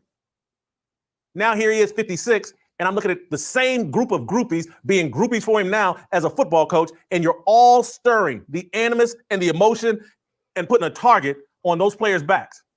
And so, once again, miss me with, oh, Deion knows exactly how to take care of Travis Hunter. He's been in that position, and Deion is the perfect coach for Travis Hunter. Deion put Travis Hunter in the crosshairs. Deion's attitude, let's play the clip of Travis Hunter before the game out mimicking Deion Sanders, beefing and talking smack with the Colorado State. Okay, we're going to skip that part.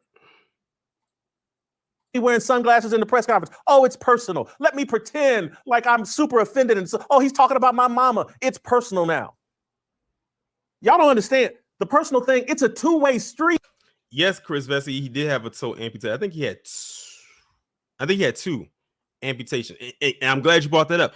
Even with Deion Sanders having two toes amputated, he's still better than Jason Whitlock with all his limbs.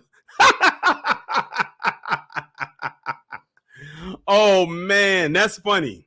I'm glad you brought that up, Chris. I'm glad you brought that up. Even with him missing two toes, he's still better than Jason Whitlock could ever be with all of his limbs. It's personal with the other team, too.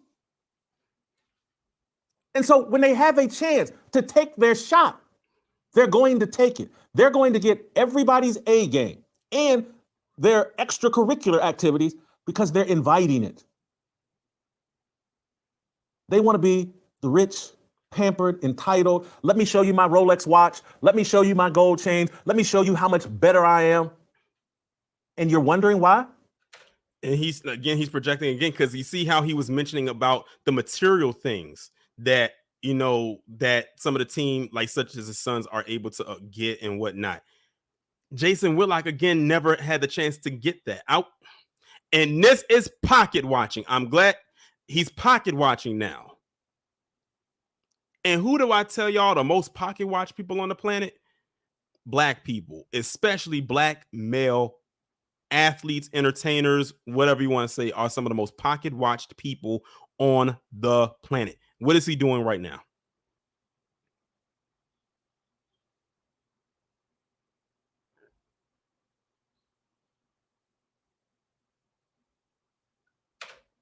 They're sneaking in little hits at Travis Hunter. This, we know corporate media is garbage. And so are you.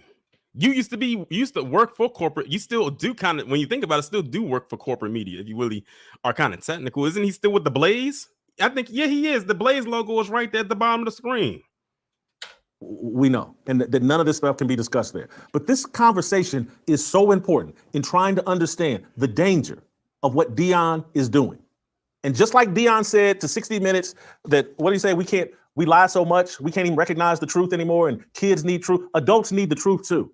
And people will hear this, and I can already the comments, oh, Whitlock just hates Deion. I don't hate Deion. Sounds like it. I really don't. He just needs to be confronted with the truth of what it is he's doing. Leave God out of it, and then accept responsibility for what it is you're doing. What is he doing that is so wrong? And now notice now he's bringing religion into it. That's another thing that Whitlock and a lot of them over there tend to do is they try to bring in religion and then falsely speak on it at the same time. What is he doing that is so wrong?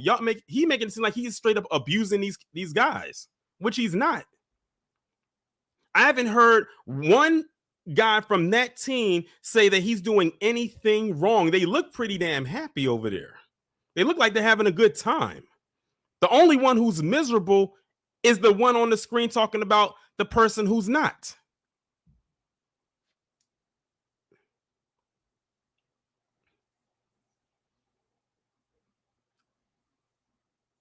Exactly, Numbat. I'm hoping I'm pronouncing your name correctly. He says, but how do you prove you don't hate him talking like this? Exactly.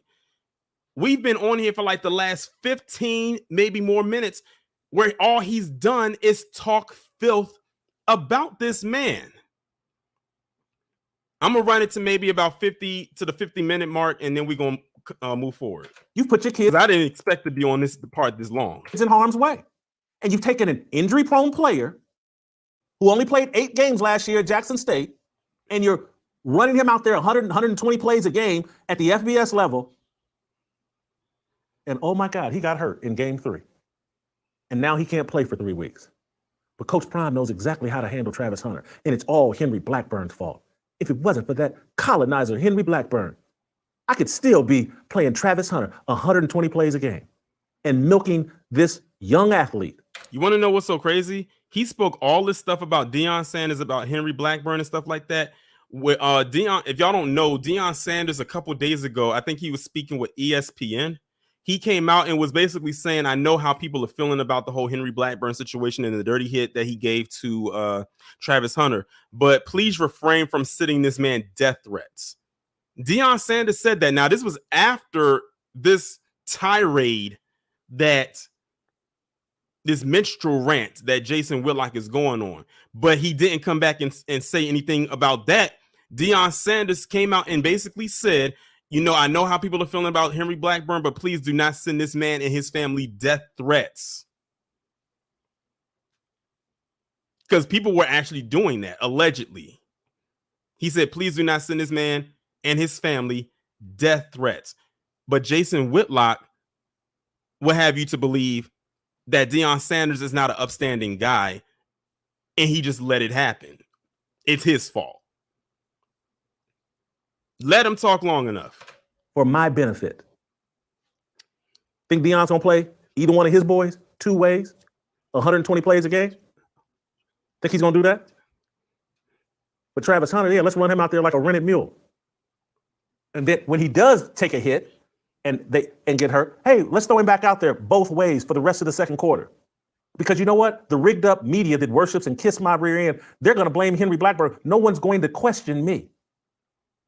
And that's the thing right there. Jason Whitlock wants Deion Sanders to take all the blame for this. As if he went to the other team and said, look, have your player Henry Blackburn do this dirty hit against my player. He wants Deion Sanders to take all the blame. Let's hypothetically say that that was the case. Jason Whitlock still wouldn't be satisfied. Then he'll be saying, oh, Deion Sanders is such a bad coach, they need to fire him. I'm telling you, that's what's going to come. I'm stamping this right now, especially after what this game is going on with what's going on right now with this game against Oregon that it looks like they're definitely going to lose. Jason Whitlock is probably going to come out and say that Colorado needs to fire him.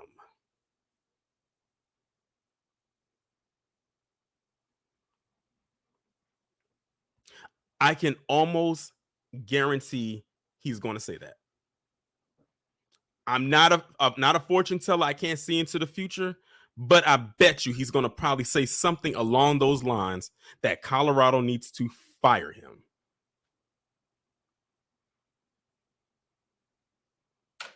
Because I'm pampered, privileged, and entitled, and hypocritical, and I get to be worshipped because I'm black, and everybody's afraid to be called racist if they say anything about Deion Sanders.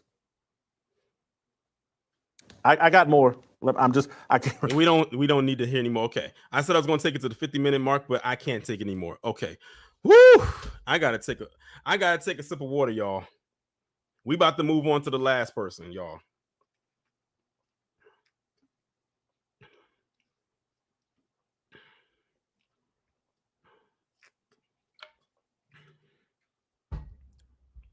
We about to move on to the last person in this bed buckathon, y'all. But before we get there, I want y'all to see something right quick. This is, let me refresh this page because I'm just curious. This is Jason Whitlock's YouTube channel homepage. Let me zoom in a little bit. I want y'all to, I'm gonna scroll down a little bit and I'm gonna point out the many times that this man has talked about Deion Sanders in the last 2 weeks. And we're gonna, let's see, where does it start at? Where does it start? Okay, so the first video that I see, which was from 2 weeks ago, right here. It says Deion Sanders ruins Colorado win with self-promotion, demonizing critics, and the race card. Episode 515. That's the first video that I see that he's done on Deion Sanders. Let's scroll up. That was 2 weeks ago, y'all. That was 2 weeks ago. And by the way, this guy has had Brett Favre on his show. Never to talk about what Brett Favre did down in Mississippi, being the new welfare king and all, just so y'all know. The next one was also 2 weeks ago. Is Deion Sanders destined for coaching greatness in Colorado? What's the next one? Heated. Jason Whitlock and Warren Sapp debate Deion Sanders. Let's see this other one right here. Mel Tucker, Michigan State saga should be a cautionary tale. Deion Sanders wins again, changes tune. Episode 519. Again, now that was how many days ago was that? 11 days ago. Where's some more? Because I know we got some more. Is Jason Whitlock behind Deion Sanders' success at Colorado? Now, he talks about him ego boosting, but what kind of title is this? You actually think you're behind the success? You actually think you're behind the success of Deion Sanders?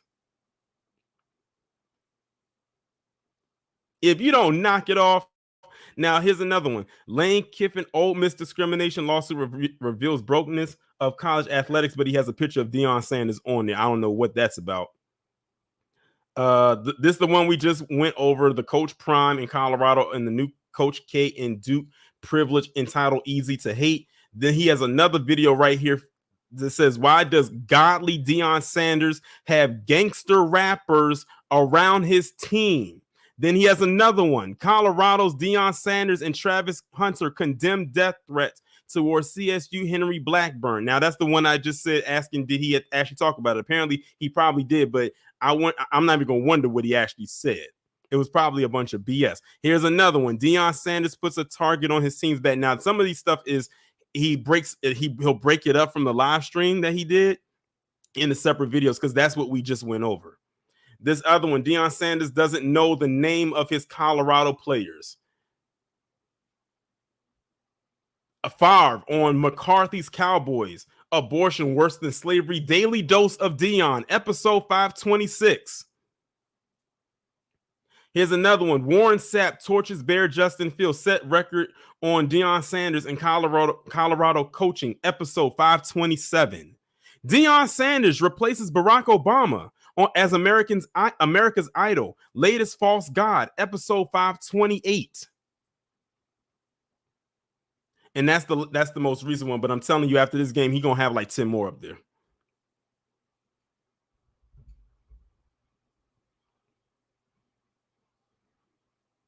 All of these videos that I went through were from the last 2 weeks.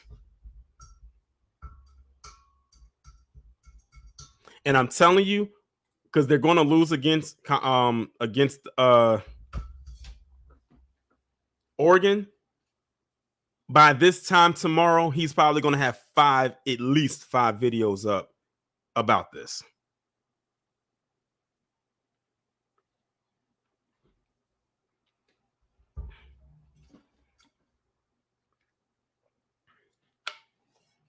Like I said, he is his target right now. And then once he's done talking about Dion, then he's going to move on to the next successful black man. Now that we've gotten that out the way, we are about to tackle our last person, and that is Larry Elder. Now, this one is coming off of Breitbart.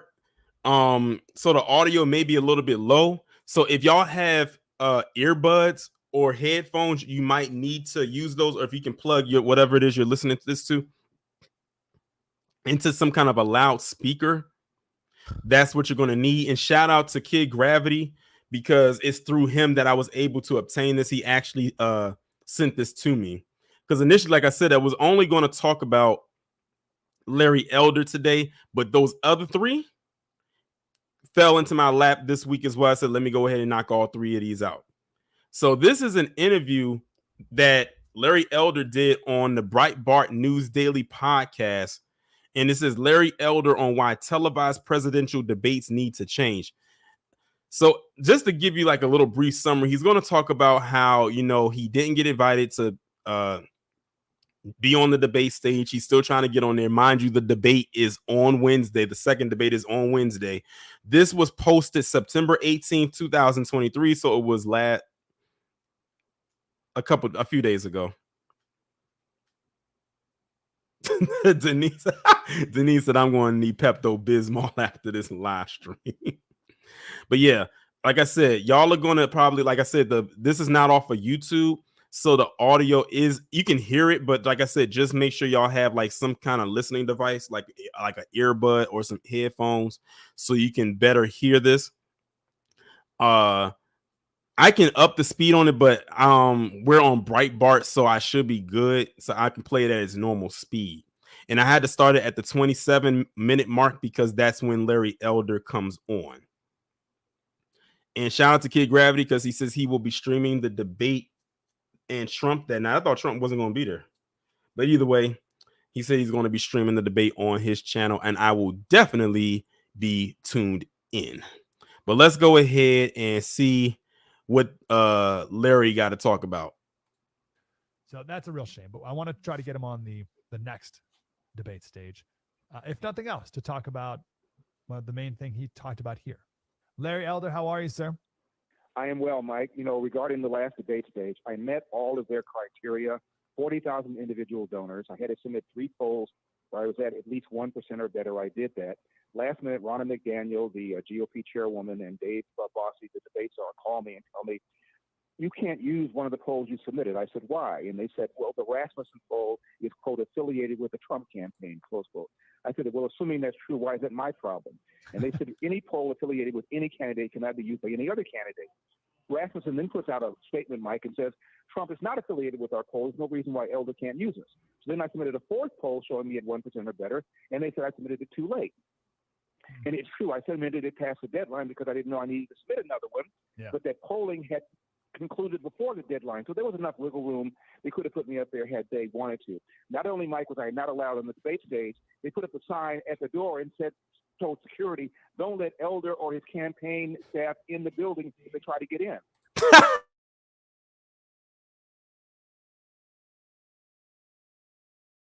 Larry Elder or his campaign team in this door. And I was talking about the first debate, because y'all remember he wasn't invited, and then he had went on that tirade talking about, oh, I'm going to sue the RNC because they're not allowing me in. I qualified. I'm going to show up there and they're going to let me in. He just said they put a sign up on the door saying, don't let this man or his team in.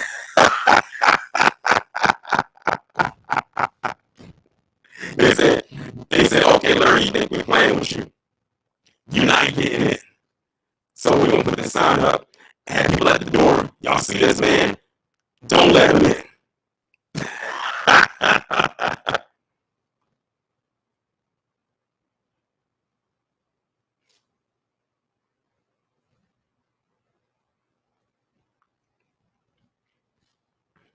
Hold on, y'all. How do I sound now?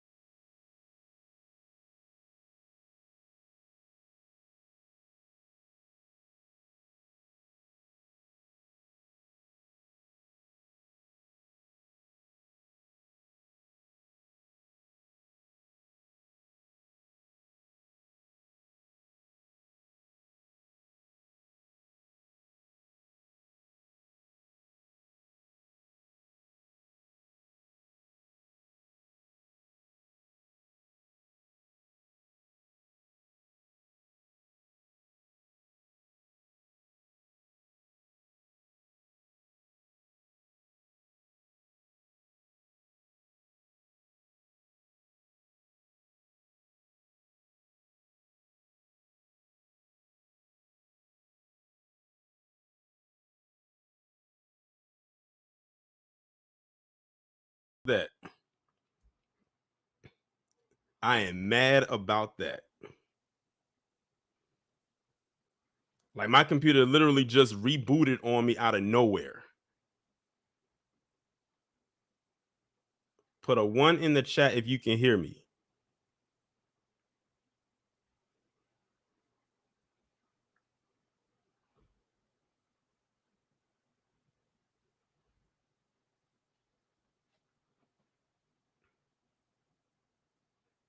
Yeah, I don't know what happened. Like I said, my computer just just restarted on me out of nowhere.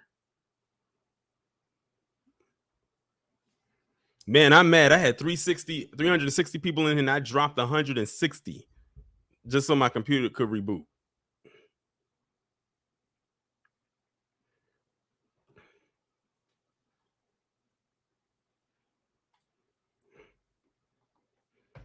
All right, cool. We are back in this thing. Cool. So we're gonna go ahead and get back into it. Yeah, I saw what y'all said in the chat. Y'all said that I said it sounded kind of crazy. But it is what it is. But we're gonna get right back into this thing and not waste any time so we can get through this, because we are on the last individual that we are talking about today, and that is Larry Elder. So I'm gonna actually start his over because we was right in the beginning of it. We didn't get that far into it, so I'm gonna start his kind of from the beginning. Let me go ahead now and share my screen again, have the audio on so we can get back in this thing. Again, when it comes to Larry Elder, because the volume is kind of low, remember to have like some earbuds or some headphones or some loudspeakers so you can hear it, because this is not YouTube, so the volume is not as high as it was on the previous videos that I just did. Let them on. Don't make a big stink about, oh, no, we can't have you. We got to have Doug Burgum, but we can't have you.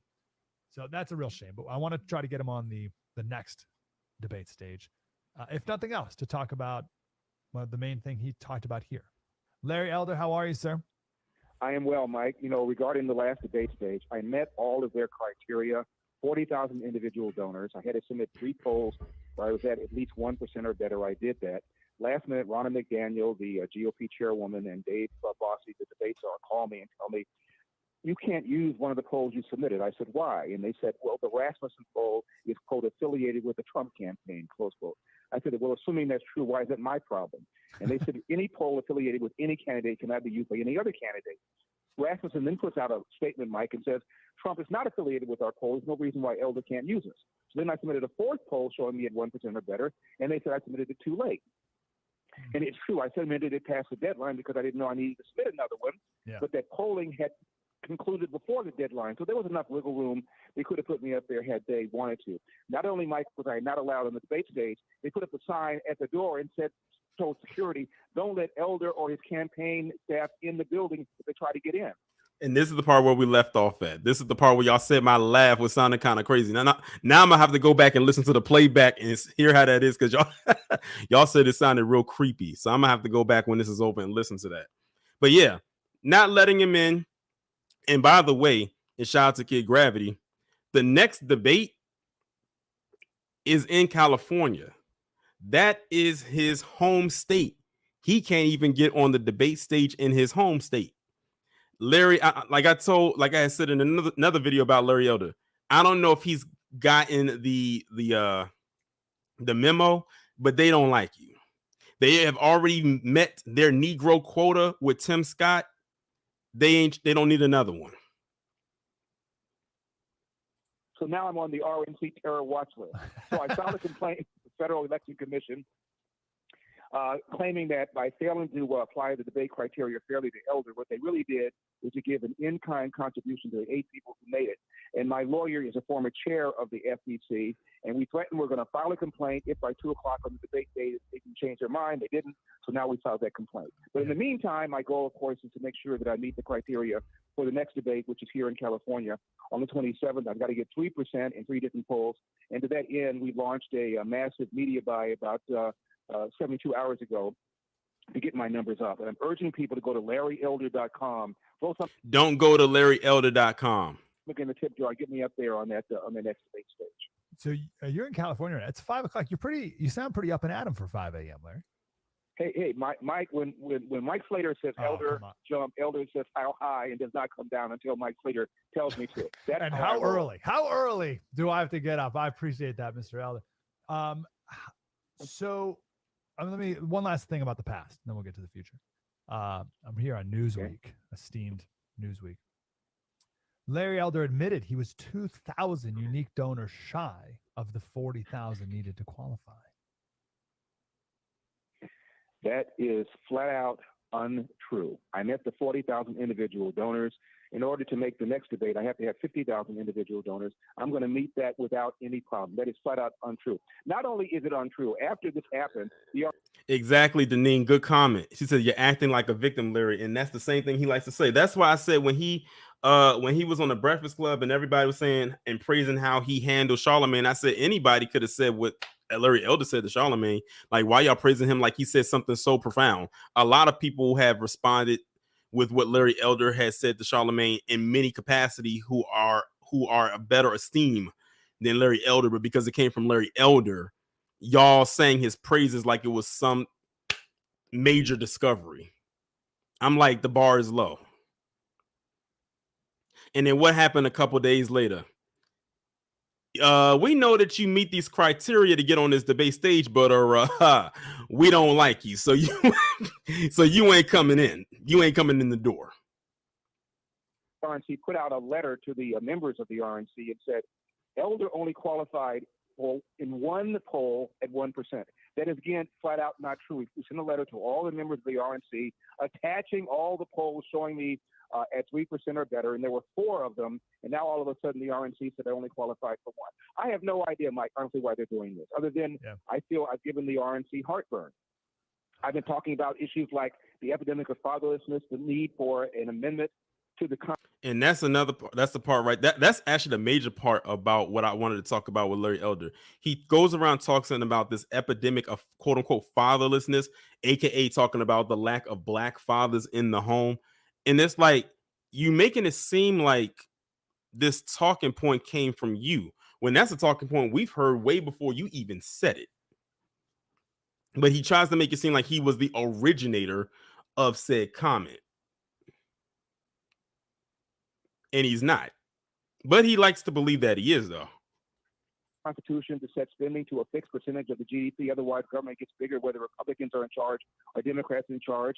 I've been criticizing the RNC for not refuting more strongly the lie that America remains systemically racist, a lie of getting people killed because cops are pulling back all over the country. And there are literally, in the last few years, thousands of excess casualties, including dead people who otherwise wouldn't be dead if the police were doing their normal practice policing. And we have to really have school choice. I know the RNC is in favor of that, but I don't think, Mike, people realize how bad it is, K-12 urban education, where, for example, in Baltimore, there were 13 public high schools, I kid you not, where 0% of the kids can do math at grade level. So these are the kinds of things that I've been saying, and I think I give them heartburn. Yeah, I don't know why. He keeps saying, I think I give them, and when he says them, he's talking about the RNC. And shout out to Tyrone Brown for the $1.99 super sticker. I appreciate it. He keeps saying, I feel like I'm giving the RNC heartburn. Dude, the RNC is going to carry on without you. You not even giving them a common cold. We talk about you giving them heartburn. He thinks he's more important than he is, and he's not that important.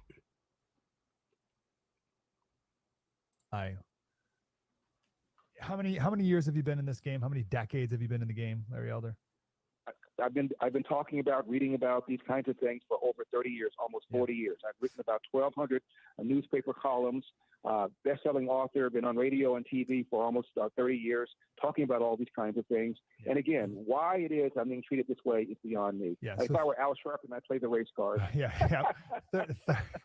30 plus years of peep that. He's been doing this for 30 plus years. And all he can do is get up there and buck dance for 30 years. And what does he have to show for it? Remember, this is the same guy that was doing that gubernatorial runoff against Gavin Newsom out in California and lost badly. And I'm sitting here saying to myself, Larry, go sit down. Your political career is done.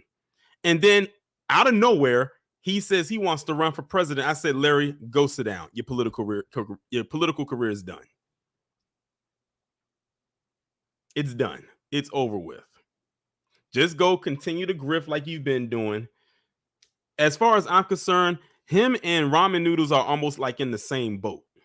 They have no place in politics, but they will throw black people under the bus in order to garner an audience, which they have done, unfortunately, successfully. Of tried and true, on point, unblemished conservative record, you would think even if you were 2,000 donors shy and one maybe sort of poll away, even if that were true, you would think, of course, you would let Larry Elder on the debate stage just to show off to the American people and to the Democrats and to the media. This is our bet. These are our guys. These are our top dogs. This is who we got. And you'd think they'd be proud to have a Larry Elder up on stage talking about the things that you talk about and have talked about for 30 plus years. Well, plus, like the issues I'm pushing, and I know it's having a beneficial effect. Look, I'm an America First mega guy. I know we have an America First. Look at what he just said. I'm an America First MAGA guy. He said, I am an American First MAGA guy.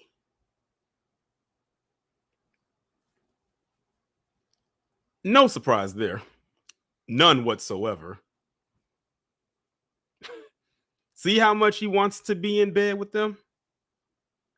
He's sitting up here and on this interview talking to another PC man, telling him he's an American First MAGA guy.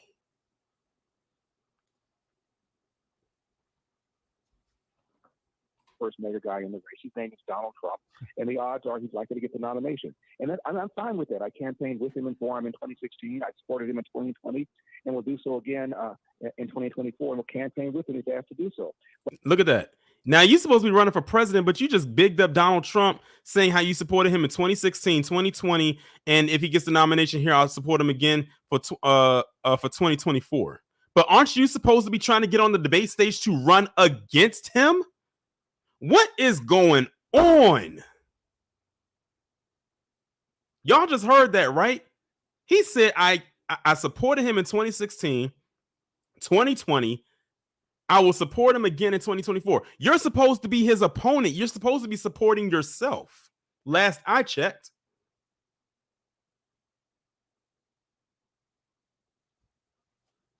But I'm talking about some things that even Trump isn't talking about and ought to. Number one, as I said earlier, the epidemic of fatherlessness. Mike, I can tell it's having an effect because just a few days ago, Nick Kristof, one of the New York Times big, long-time opinion columnists, wrote a long column about fatherlessness, chastised the left for ignoring the issue, and said it is counterproductive for the left not to start talking about this. There's no way he would have written that had I not been talking about this. So now this is the part where he talks about ramen noodles, quote unquote, stealing his quote about fatherlessness homes because it was brought up during the debate. And now he's upset because ramen noodles was able to get on that stage and mention something about fatherlessness homes. And Larry Elder wasn't able to get up there and say the same and spew out the same talking point. That's what this has come to. That is what this has boiled down to. Kid Gravity said he wants the HUD job. Of course, it all goes back to them wanting some kind of a job. What is it that that Professor Black Truth and TBA and Tariq always talk about? These tap dancers only doing this because they want a job, and they will do anything to get it, especially throw us under the bus to do it, to get it.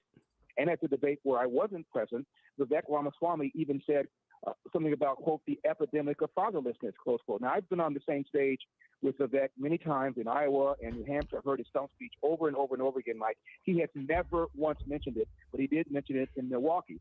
And finally, people are talking about this. This is a 10,000-pound elephant in the room that the left doesn't talk about because they equated it with their war on poverty launched in the mid-'60s. And since then, we've incentivized women to marry the government and incentivized men to abandon the financial and moral responsibility. It is particularly acute in the Black community, where 70% of Black kids now enter the world without a father in the home, married to the mother, up from 25% back in 1965. Now, our side. And there it is where he cycles or he siphons in Black people. I was waiting for it to happen. Even though he did it already, kind of when he was mentioning fatherless and something, we knew he was talking about black people with that, but he didn't say black people. But there it is right there where he said there's this stat, quote unquote, that 70% of children that come into this world who are black do not have a father in their life or in the home.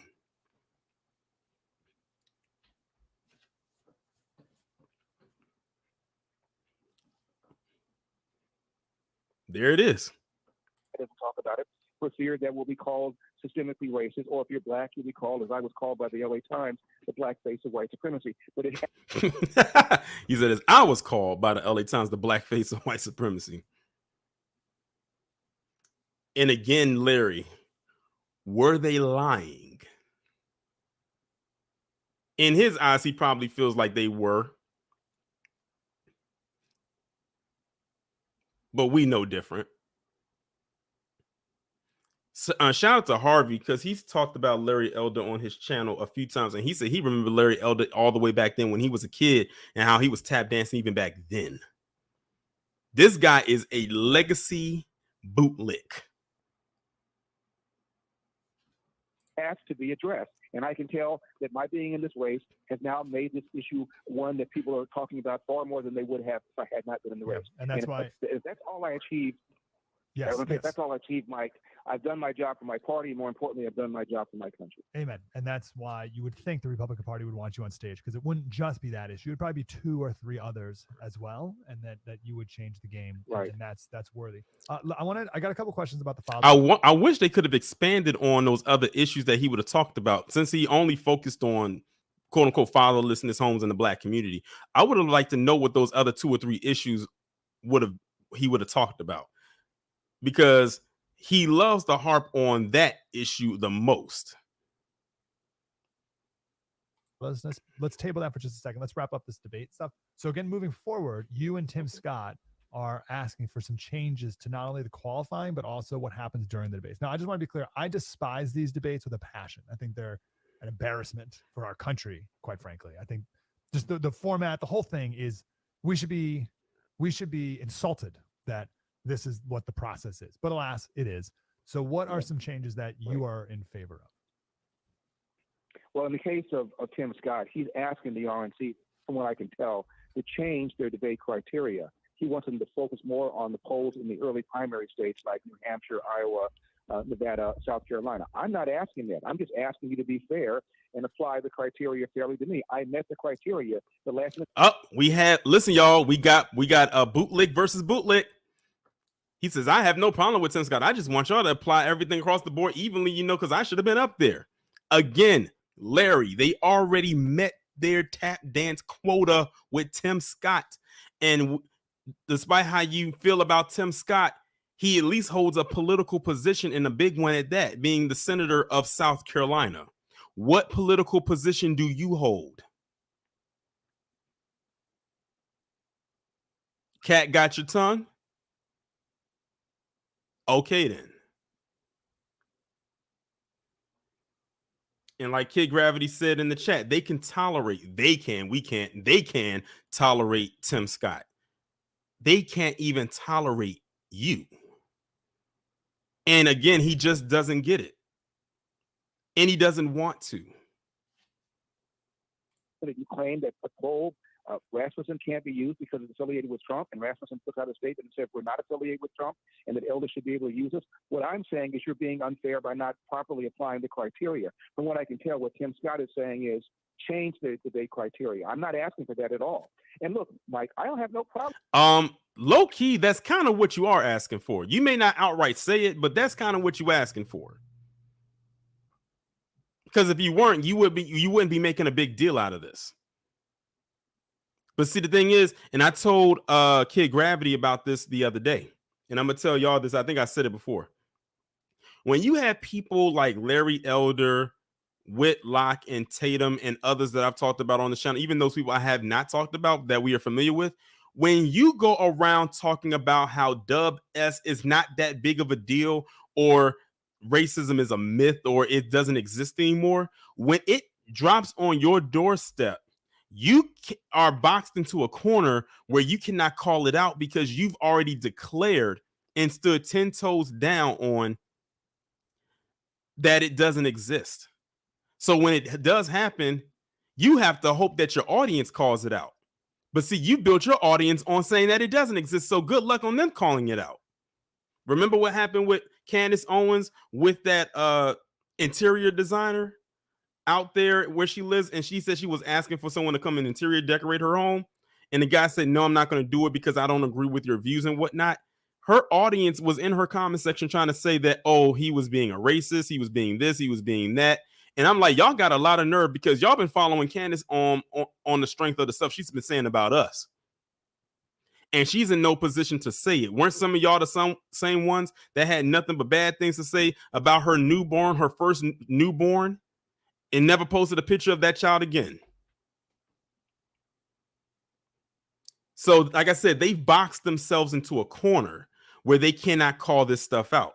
And it's like, oh, well, it is what it is. Shout out to J-Dog FBA for the $4.99 super chat. He said his wake-up call first came when he lost the governor election in California. Right. I actually mentioned that a few minutes ago, but yeah. And lost by a landslide too. Like, it wasn't even close. He had no chance of winning. I don't even know why he ran.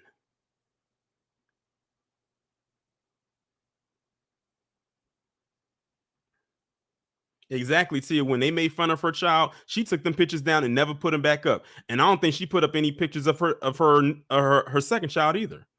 And it wasn't black people that was saying anything about her child. It was other people who ashes she kissed every day. And I told people over and over again, when they get their wake-up call, it's going to come from them. Don't run back to us. To be honest, y'all were never here, so you can't run back to us at all. Like, y'all can just run past us and run into the wilderness somewhere and just stay there. With them having a debate criteria. I mean, just because you can. This is why Larry Elder is saying all this around the world stuff instead of calling it what it is, because he, again, has put himself in a box where he can't say what it is. It backfired. It's backfiring. Kid Gravity, that's why I hope that your prediction of November of next year actually comes into fruition. I'm keeping my fingers crossed on that one. Fog up a mirror and you want to run for president doesn't mean you demand a spot on the debate stage. I get that you have to have some criteria to make sure that the candidates are legitimate. I ran for governor, for crying out loud. I got 3.5 million votes, more than both of these guys sitting up there ever got. I raised $27 million in 7 or 8 weeks.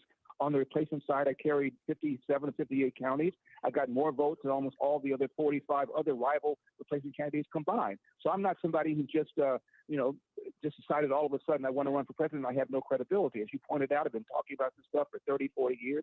And why do you think that is, Larry? Again, he's giving all of this stuff out of what he's listing his criteria. He's basically giving us his resume here. He's saying he has this, he has that, he qualifies for this and he qualifies for that, but he's still not able to get even to the debate stage. Why is that, Larry Elder? Why is that? But again, he can't tell you why. Because they have ingrained in themselves, in their minds, that WS doesn't exist or it's not that bad. But the thing is, it does exist and it is that bad and has been that bad since its inception. But you have gotten so comfortable with the nigga trinkets that you've been receiving that you think that you goddamn Mansa Musa, and you're not. Your damn trinkets came out of the 25-cent machine. That's where they came from. And you thinking you walking around like you got balls of steel. This is the example of the FAFO. And the usual suspects made sure of that too. CBP film, it is hilarious. It is funny. You ain't going to see not one thug tear fall from my eyes for Larry Elder and what he going through right now. We got bigger fish to fry. Paper columns since April of 1998. New York Times best-selling list. I've got position papers on all these issues. So as far as I'm concerned, my complaint is if you're going to have criteria, apply them fairly to everybody, including Larry Elder. That's all I'm saying. Raising money stinks, doesn't it, Larry? Isn't that the worst? It's the worst part. It's the worst part of running for office. You know, having your personal life scrutinized, people lying about things that you did or didn't do is one thing. You expect that because the media is hostile to. Oh, the same way you lied about black people for a good chunk of your career, if you want to call it a career. Let's talk about it, Larry. Pot me kettle. Conservatives, especially if you're black, because we undermine the whole narrative the Democrats push, which is that America remains systemically racist. And they push that narrative because they want black people to be angry and to be voting for things like social justice and equity, whatever the hell that means, instead of things like school and crime and jobs. And so along comes Elder, and I say that racism has never been a major problem in America. I accuse Barack Obama, for example, of playing the race card for 8 years so that when he entered office, blacks and whites thought race relations would improve. When he left, both blacks and whites thought they got worse because he did 8 years of a tight son. He looked like Trayvon. The Cambridge police acted stupidly, embracing Black Lives Matter, having House Sharpton in the White House over 70 times, having an AG, Eric Holder, who accused people of supporting voter ID of being perniciously racist, close quote. Obama even said that racism is in America's DNA. He played race card after race card after race card. Now, y'all just heard that whole part right there where it started off where he said, along comes Elder. Why are you announcing yourself in your last name like you so important? Just say, along, here I come, and I say this. And he says, I say that racism is not that big of a deal. When Obama got into office, racism is no longer a big of a deal. Unfortunately, a lot of people thought that same way too initially. He said that. He feels because it hasn't, quote unquote, touched him. And here's the thing. I'm sure Larry Elder has dealt with Dub as a few times in his life. He's been around a long time. I know he's experienced it. He wants to sit up here and pretend that he doesn't, and he hasn't, because he's getting those trinkets. So now he wants to sit around and pretend like it's not there or it's non-existent when it very much is. It don't matter how much you're getting paid from them. If they want to have disdain for you, they're still going to have disdain for you. You are on their payroll, not the other way around. Along comes Elder, and I expose that, and that's why I am a target by the media and by the left. We were talking about Larry Elder, of course. LarryElder.com, is that the website? It's funny he has all this stuff to say about the quote unquote left, but it's the damn RNC, the right, who's not allowing him to get on that debate stage. Isn't that amazing? Isn't that amazing? He said the liberal media is targeting me, but it's the RNC that's not allowing him to debate. All the quote unquote liberal media is going to do is report on them not allowing you to debate. But it's not their fault that you're not able to debate. It's the people who you try to cater to 24/7 that's not allowing you to debate.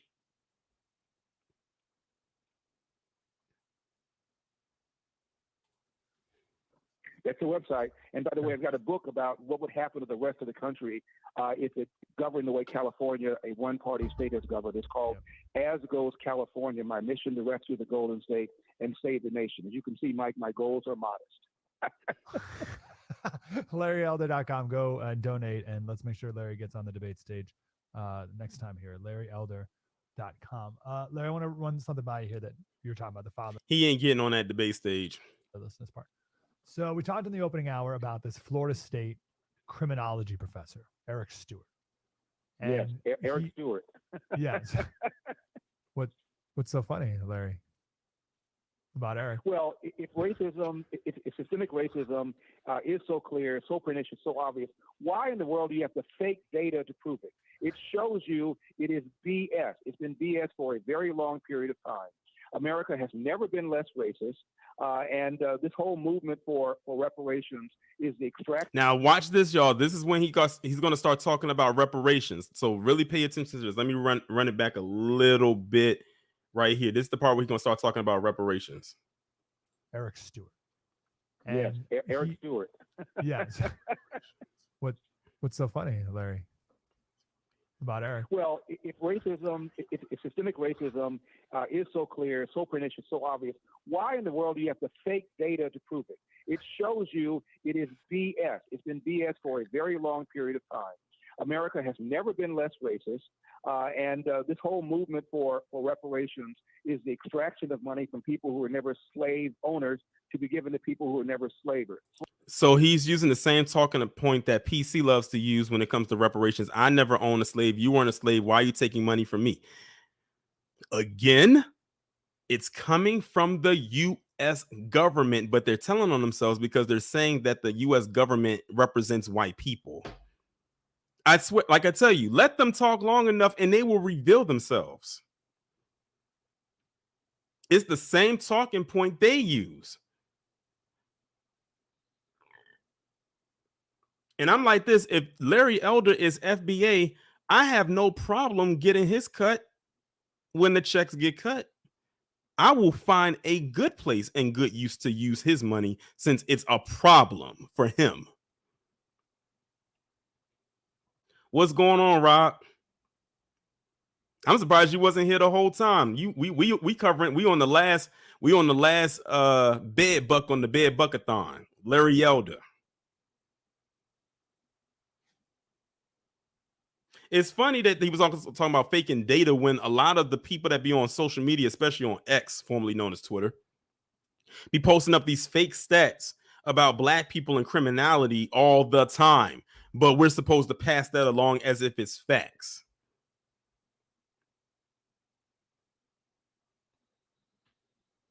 Because whenever there's propaganda put out there about us, it's real.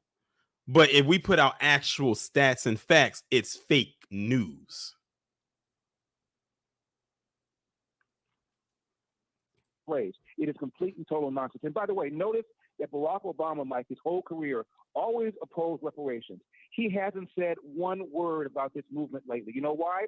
Because he knows he will be canceled. He'll be kicked to the side as being irrelevant. So now all of a sudden, an issue that he's never been in favor of, he's silent about. So just to catch everyone up, so this professor, Eric Stewart, 20 years of data, all of it made up, total lies. All these studies retracted, super influential in the academia world, 8,500 citations from other researchers, one of the top criminologists in the country, and it was all made up, all lies. And he's the guy who gave the intellectual foundation to a lot of these claims, like because of the legacy of lynching, white people perceived black people as criminals. Just, and I don't know how you would ever study that. Like, I don't know how you would prove such a thing, but whatever data he used, it was all made up to be.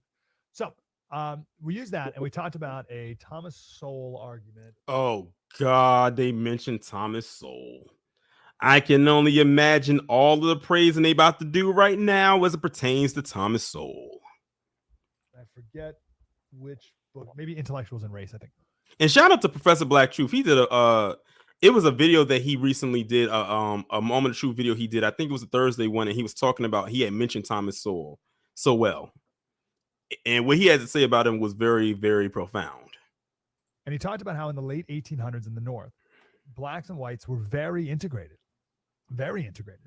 Oh, really now? They need to go watch my Black Massacre series if they really believe that. Housing, et cetera, et cetera. Then there was a black migration from the South up north. And there were a lot of black people who were like, hey, black people from the South, because there was this different culture saying, hey, you guys need to act differently. You guys you're coming here, you're going to screw everything up. And it was black people who were like black Northerners, and they had reason to do it. And Thomas Sowell talked about how in Philadelphia, crime, 5 times as much crime was committed by Southerners and by black people from the South compared to black people from the North. So it's culture is the difference, not race. It's culture. Can you speak to that? Well, I sure can. And what bothers me about all of this stuff, Mike, look at this. A young black man aged 10 to 43 is 13 times more likely to be murdered than a young white man same demo. I need to see the stats on that, and I need actual stats, not something that's pulled up from Breitbart or Fox News or any of those other anti-black websites.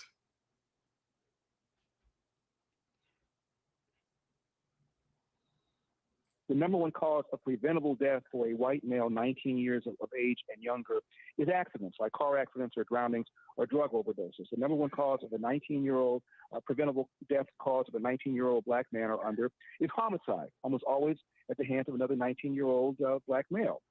Blacks account for 60% of— Larry, if you want to know why you didn't get up on that debate stage, listen to what you're saying right now. They don't want to talk about that.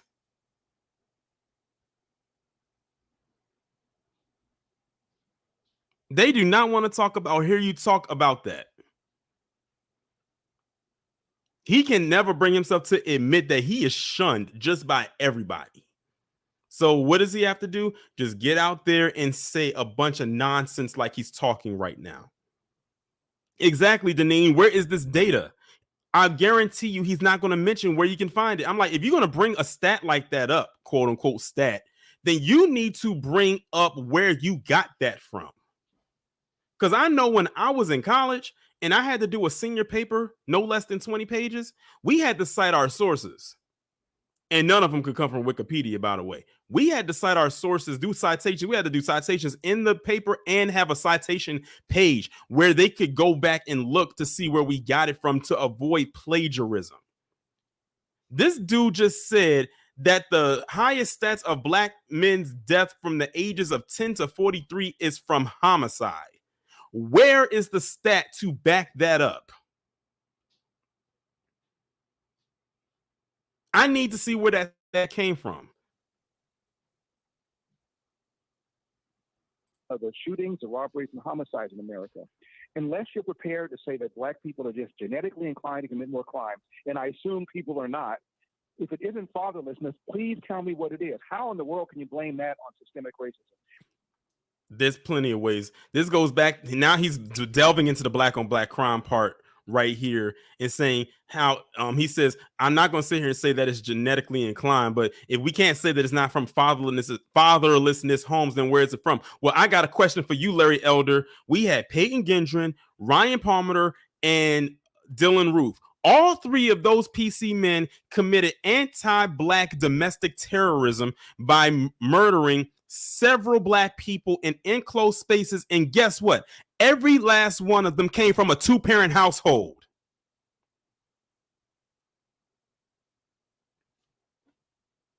Explain that. And I don't need a stat to back that up. That's something we saw happen. Let's talk about it.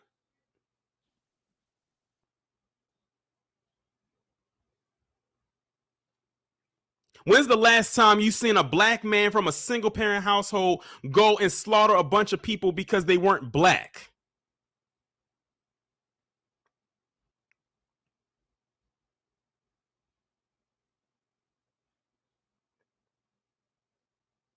One thing that all three of the people that I talked about here today, all three of them did the one cardinal thing that I dislike, and that was insult my intelligence.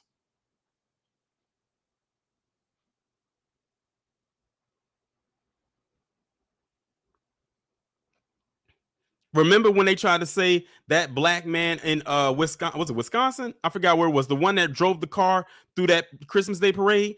They'll have you believe that, or have you to believe that that black man drove that car through those white people because they were white. No, it's because he was on a high-speed chase. And when you're doing a high-speed chase, you're not thinking about trying to duck and dodge or weave through the people. You're trying to get away from the police by any means. You will drive through a building if you could. But the way that they framed it, this black guy just hated white people and just drove his car through them like they were bowling pins. No, it was a high-speed chase. It just happened that the casualties that were there just happened to be PC. Thank you, Kid Ray, Wisconsin.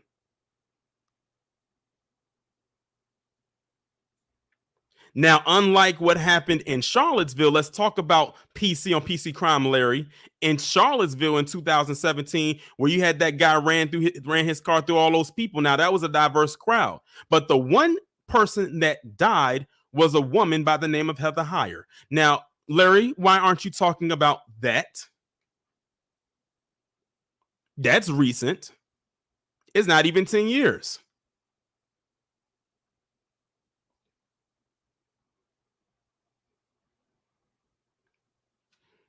We ought to be talking about that, but we're not. We're talking about this kind of nonsense. People like Eric Stewart and pushing this kind of poison and infecting this country, making it up and down, riddled with this narrative, this fake narrative that America remains systemically racist. And as I said earlier, it's not only wrong, it's getting people killed. The George Floyd riots were all about the assumption that what happened to George Floyd had to do with his race, even though. So now he's bringing up George Floyd. Again, we all saw what happened. We all saw what happened, but apparently Larry saw something else. You're right, Jay Bear. You say he's pathetic, but I think that's an understatement, honestly. I think that's an understatement. The lead prosecutor, a black man, the trial was televised. In his opening statement, he said the police in general were not on trial. In fact, he praised the police.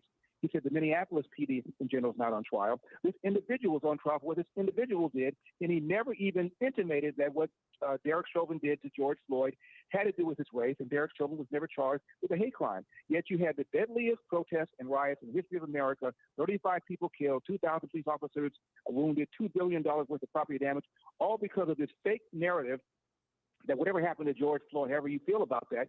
Well, let's hypothetically go with that, Larry. Let's hypothetically go with your narrative that it wasn't because of George Floyd's race. Let's just go with that. The fact of the matter is this. We saw a cop put his knee on a man's neck for 9 minutes with no remorse. None. And we saw him die in real time. The world saw it. How did you think people were going to respond to that?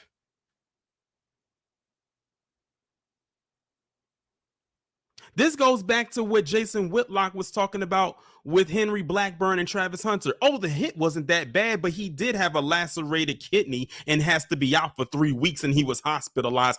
But it wasn't that vicious of a hit.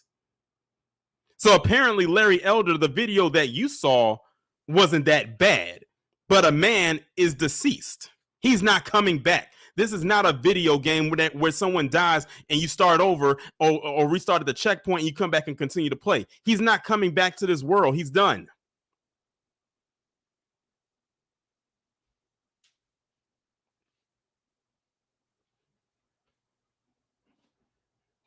And that is why he's in jail for 20 plus years. Apparently, everyone around the world saw something you didn't.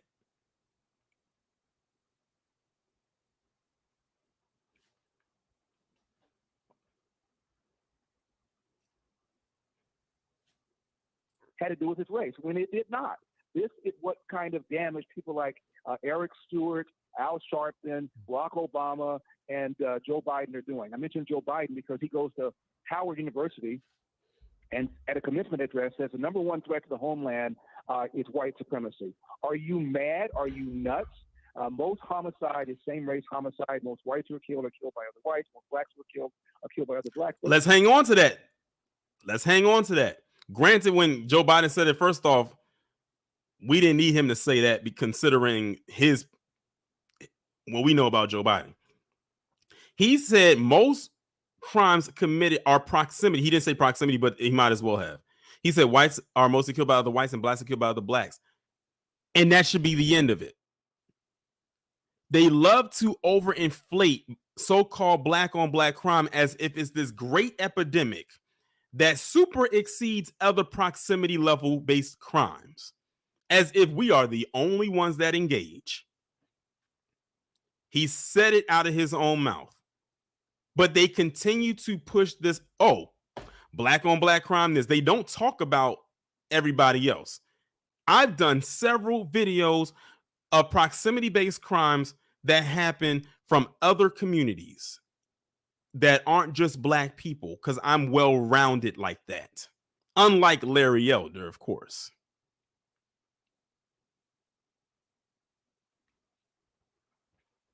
But they have to project or push out black on black because that is what gets them views.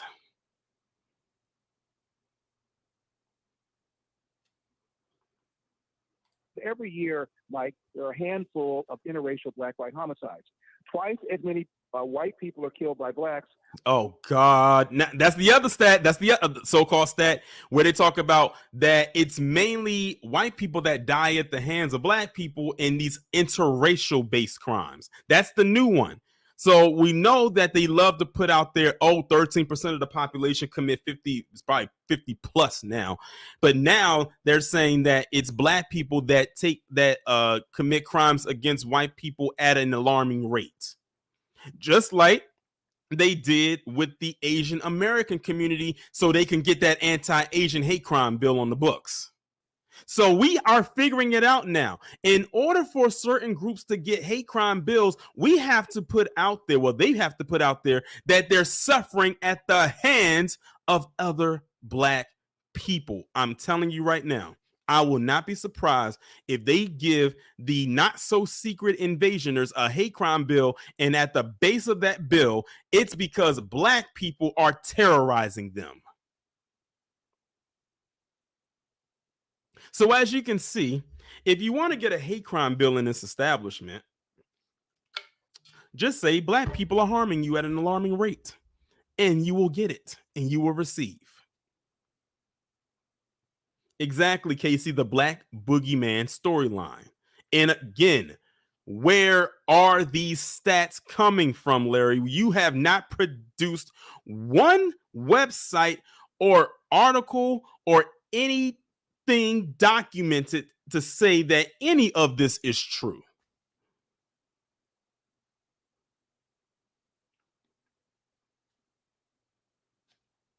As the other way around. And if Donald Trump, however, said there was the biggest threat to the homeland with black supremacy, you and I would properly denounce him as a race-hustling incendiary, a demagogue. Biden says it and gets a pass. On the fatherlessness, yesterday, my oldest son is 7, about to turn 7. And he got very frustrated at something. Very frustrated. And you could see it in his body, his whole body. He got like tense. Like he didn't know how to express this frustration he had about something, like a toy he wanted. I forget what it was, but he was so angry. It's just pouring inside of him, right? And like, of course, I was like, son, and we hugged and we talked, and we like when he gets frustrated, the thing that helps him the most is when he plays with his 10-month-old brother. And it's like, hey, let's play with Jamie for a little bit. And then we hugged and we talked to that, and we figured it out, and we worked through it, right? And Mike Slater, what the hell are you talking about? Now you're just babbling, and that sound effect that you just made did not sound right at all to myself and to my listeners. I was like, oh, like imagine if Jack, my 7, almost 7, didn't have a dad, or any boy doesn't have a dad. That frustration builds and builds and builds and builds, and it's never channeled properly. It's never thought through. It's never worked through. The heart is never addressed. How could that child not grow up to at least? I gotta skip through that. I don't know what he's talking about. What the hell? These men either have no relationship with their fathers or poor relationship with their fathers. It's just correct me if I'm wrong, Kid Gravity. I think you told me this. Didn't you say that Larry Elder didn't have a good relationship with his father? I think you told me that. Correct me if I'm wrong. Jack, you're 5 times more likely to be poor and commit crime, 9 times more likely to drop out of school, and 20 times more likely to end up in jail if you grow up without a father in the home. Again, where are the stats to back this up? I've seen actually some stories where people who don't have their dads in their life, and this is not me taking up saying that they shouldn't, but I've seen stories where people don't have their dads in their life, and they do and go on to be great and do great things. But he keeps harping on this fatherlessness thing. Let's just say what it is, black fathers.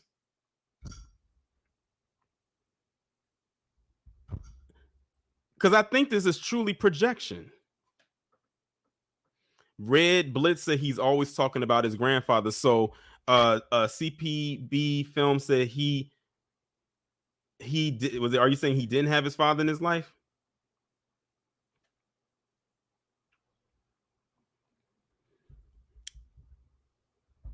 But like I said, this just sounds like a bunch of projection. That's pretty much what I'm gathering from this.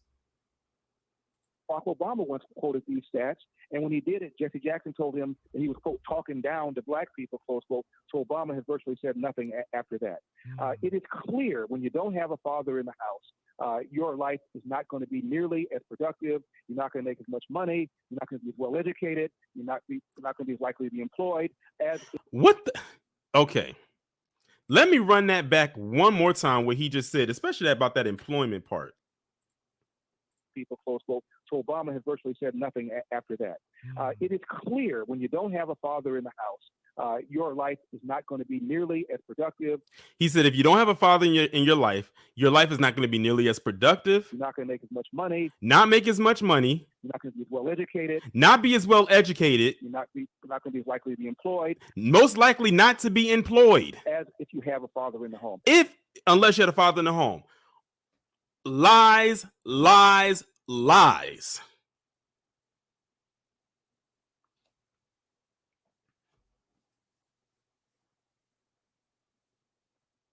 Because you could say the same thing about two-parent households and they could fit the same mold that he just said for those who don't have the father in their life.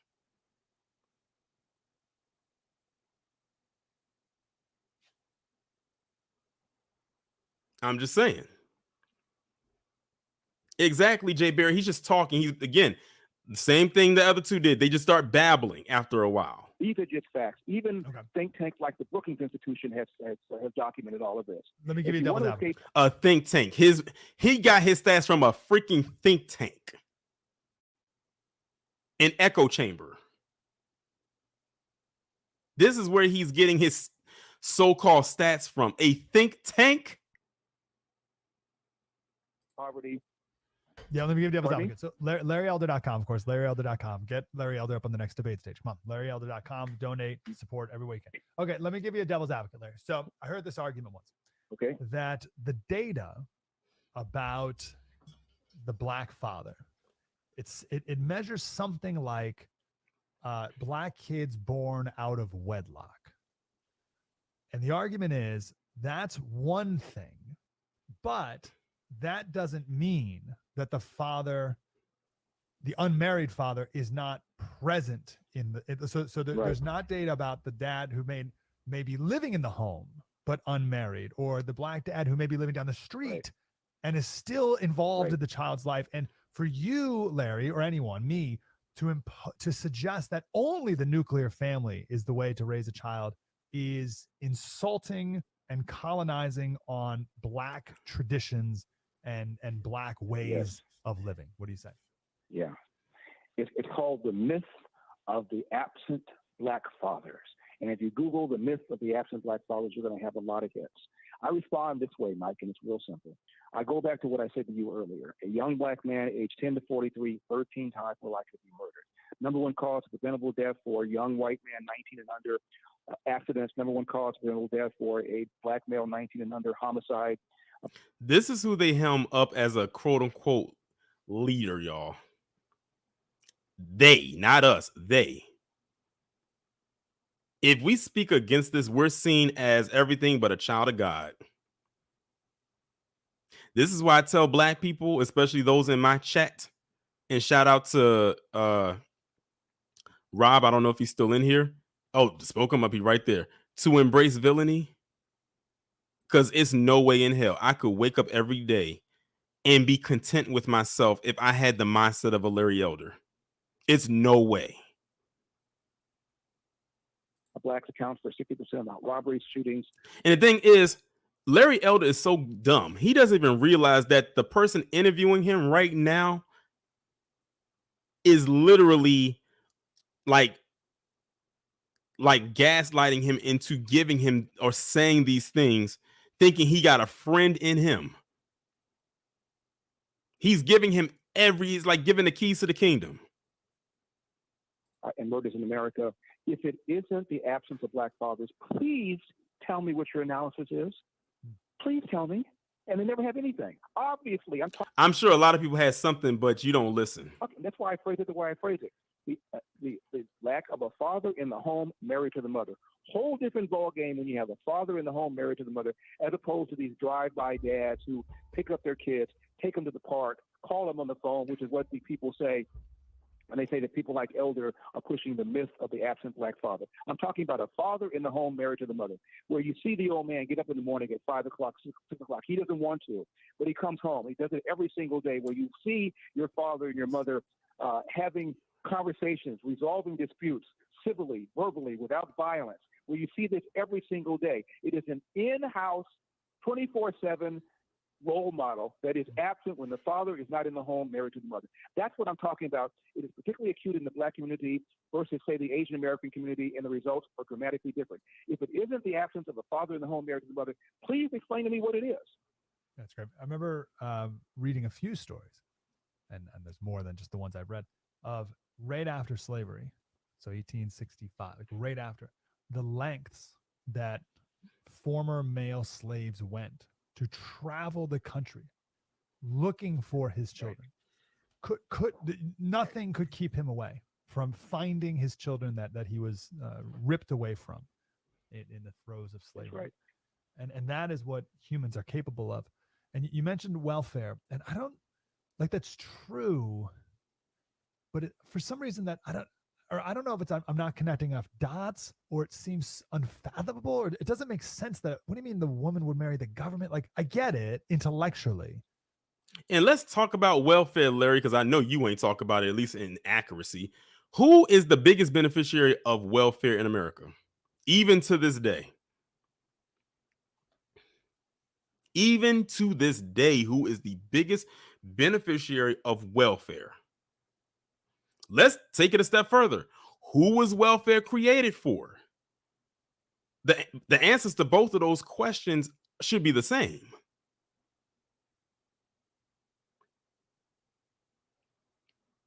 But I again, I don't know if I'm missing a dot or if there's another element to that. Like, where did we go from searching the South for my children to, oh, I have like 5 or 6 kids, or like Nick Cannon, who has like 12 kids and like doesn't even know where they, what there's a couple dots. He just had to bring up Nick Cannon.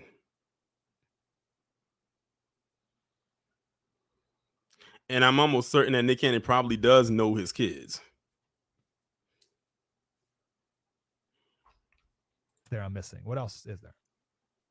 Well, what happened is, in the 60s, as I said earlier, we launched this so-called war on poverty, where you had an economic incentive to get money by not having a father in the home married to the mother. The LA Times had a poll several years ago where poor people and non-poor people were asked, do poor people on welfare have additional children to get additional money? The majority of the non-poor people, Mike, said no. They probably thought it was condescending, if not insulting. The majority of people who are, however, were poor said yes. Who do you think would be in a better position to know? And we know this has an effect because in the mid-90s, Bill Clinton signed the welfare reform legislation, and welfare rolls declined by almost 50%, more than almost anybody assumed.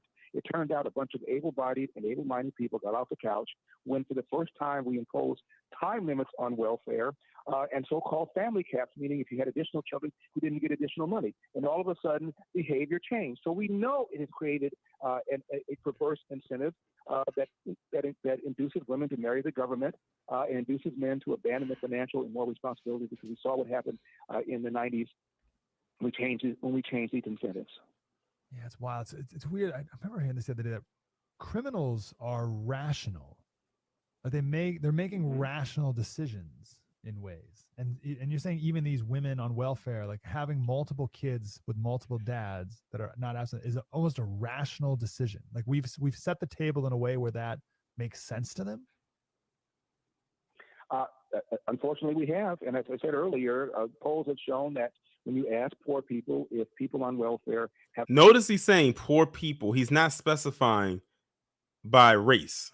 He's saying poor people. That's very vague, because if you're trying to say poor people and mean it for black people, you were sadly mistaken, because it's not only black people out here that's poor. Anybody could be poor, no matter what their ethnicity is. So I just want y'all to peep that. He keeps saying poor people. Additional children to get additional money. The majority of people who are on welfare say yes. The majority of people not on welfare say no, because they just don't know. Ask the people who were there. And you're right about criminals. They may be criminals, but they're rational. You decrease the chance of a bad guy being caught, being convicted, being incarcerated. Crime goes up. They may be criminals, but they're not stupid. Yeah, more than anyone on the debate stage, I want Larry Elder to be there. So go make that happen. He won't be there. What do you Only in his dreams and in yours. need, Larry? What's the deal? 3% or better in 3 different polls and contributions from 50,000 individuals. And please, you can help me by going to LarryElder.com. And if a pollster calls you and says, who do you want up there on the debate stage, say Elder. Yeah, no, totally. That's it. I have zero qualms gaming the game, right? If someone calls me and they're like, who do you support? I will say Larry, like Larry Elder. Just say Larry Elder. Thankfully, it's not up to you two. Thankfully, it's not up to either one of you to get him up there.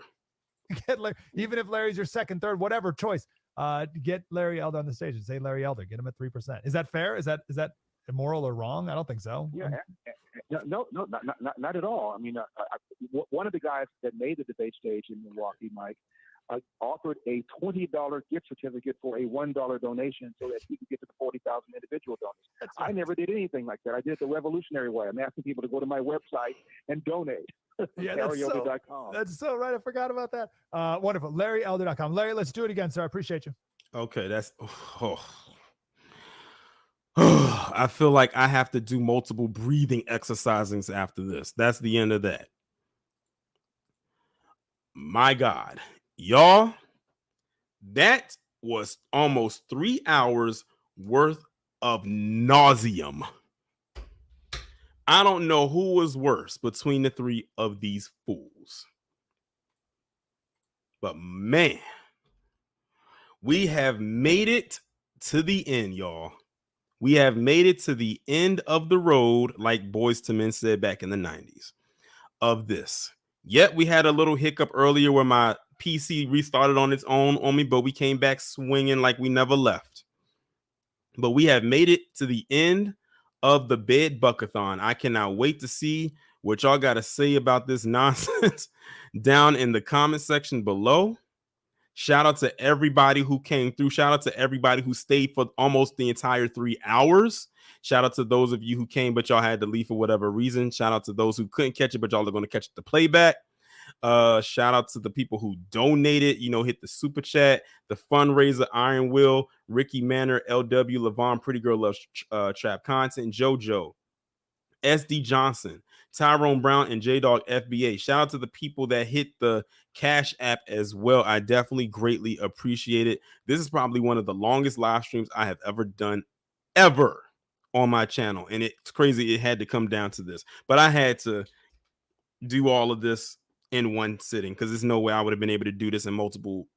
It's no way. It's just no way. But the whole thing of it is, for me, is that they all three insulted not only my intelligence, but yours as well. And y'all know that is one of my biggest pet peeves. I have warned and told y'all that several times over. And I will continue to say it. Insult my intelligence. That is a surefire way to rile me up. And that's what they did. But that's going to bring this to a close. Of course, tomorrow y'all will be getting the one video at 12 p.m. Eastern time. It is going to be a triple P. I'm telling y'all right now. Tomorrow's video is a triple P video, and it's on someone I don't think I've ever done one on before. I thought I did, but I haven't done one on them before. But it is on somebody I've talked about on my channel several times. So this is going to be a first entry for them. So be sure to stay tuned for that. And I will talk to you all in the next one. Everyone be safe. Enjoy the rest of your weekend and be one.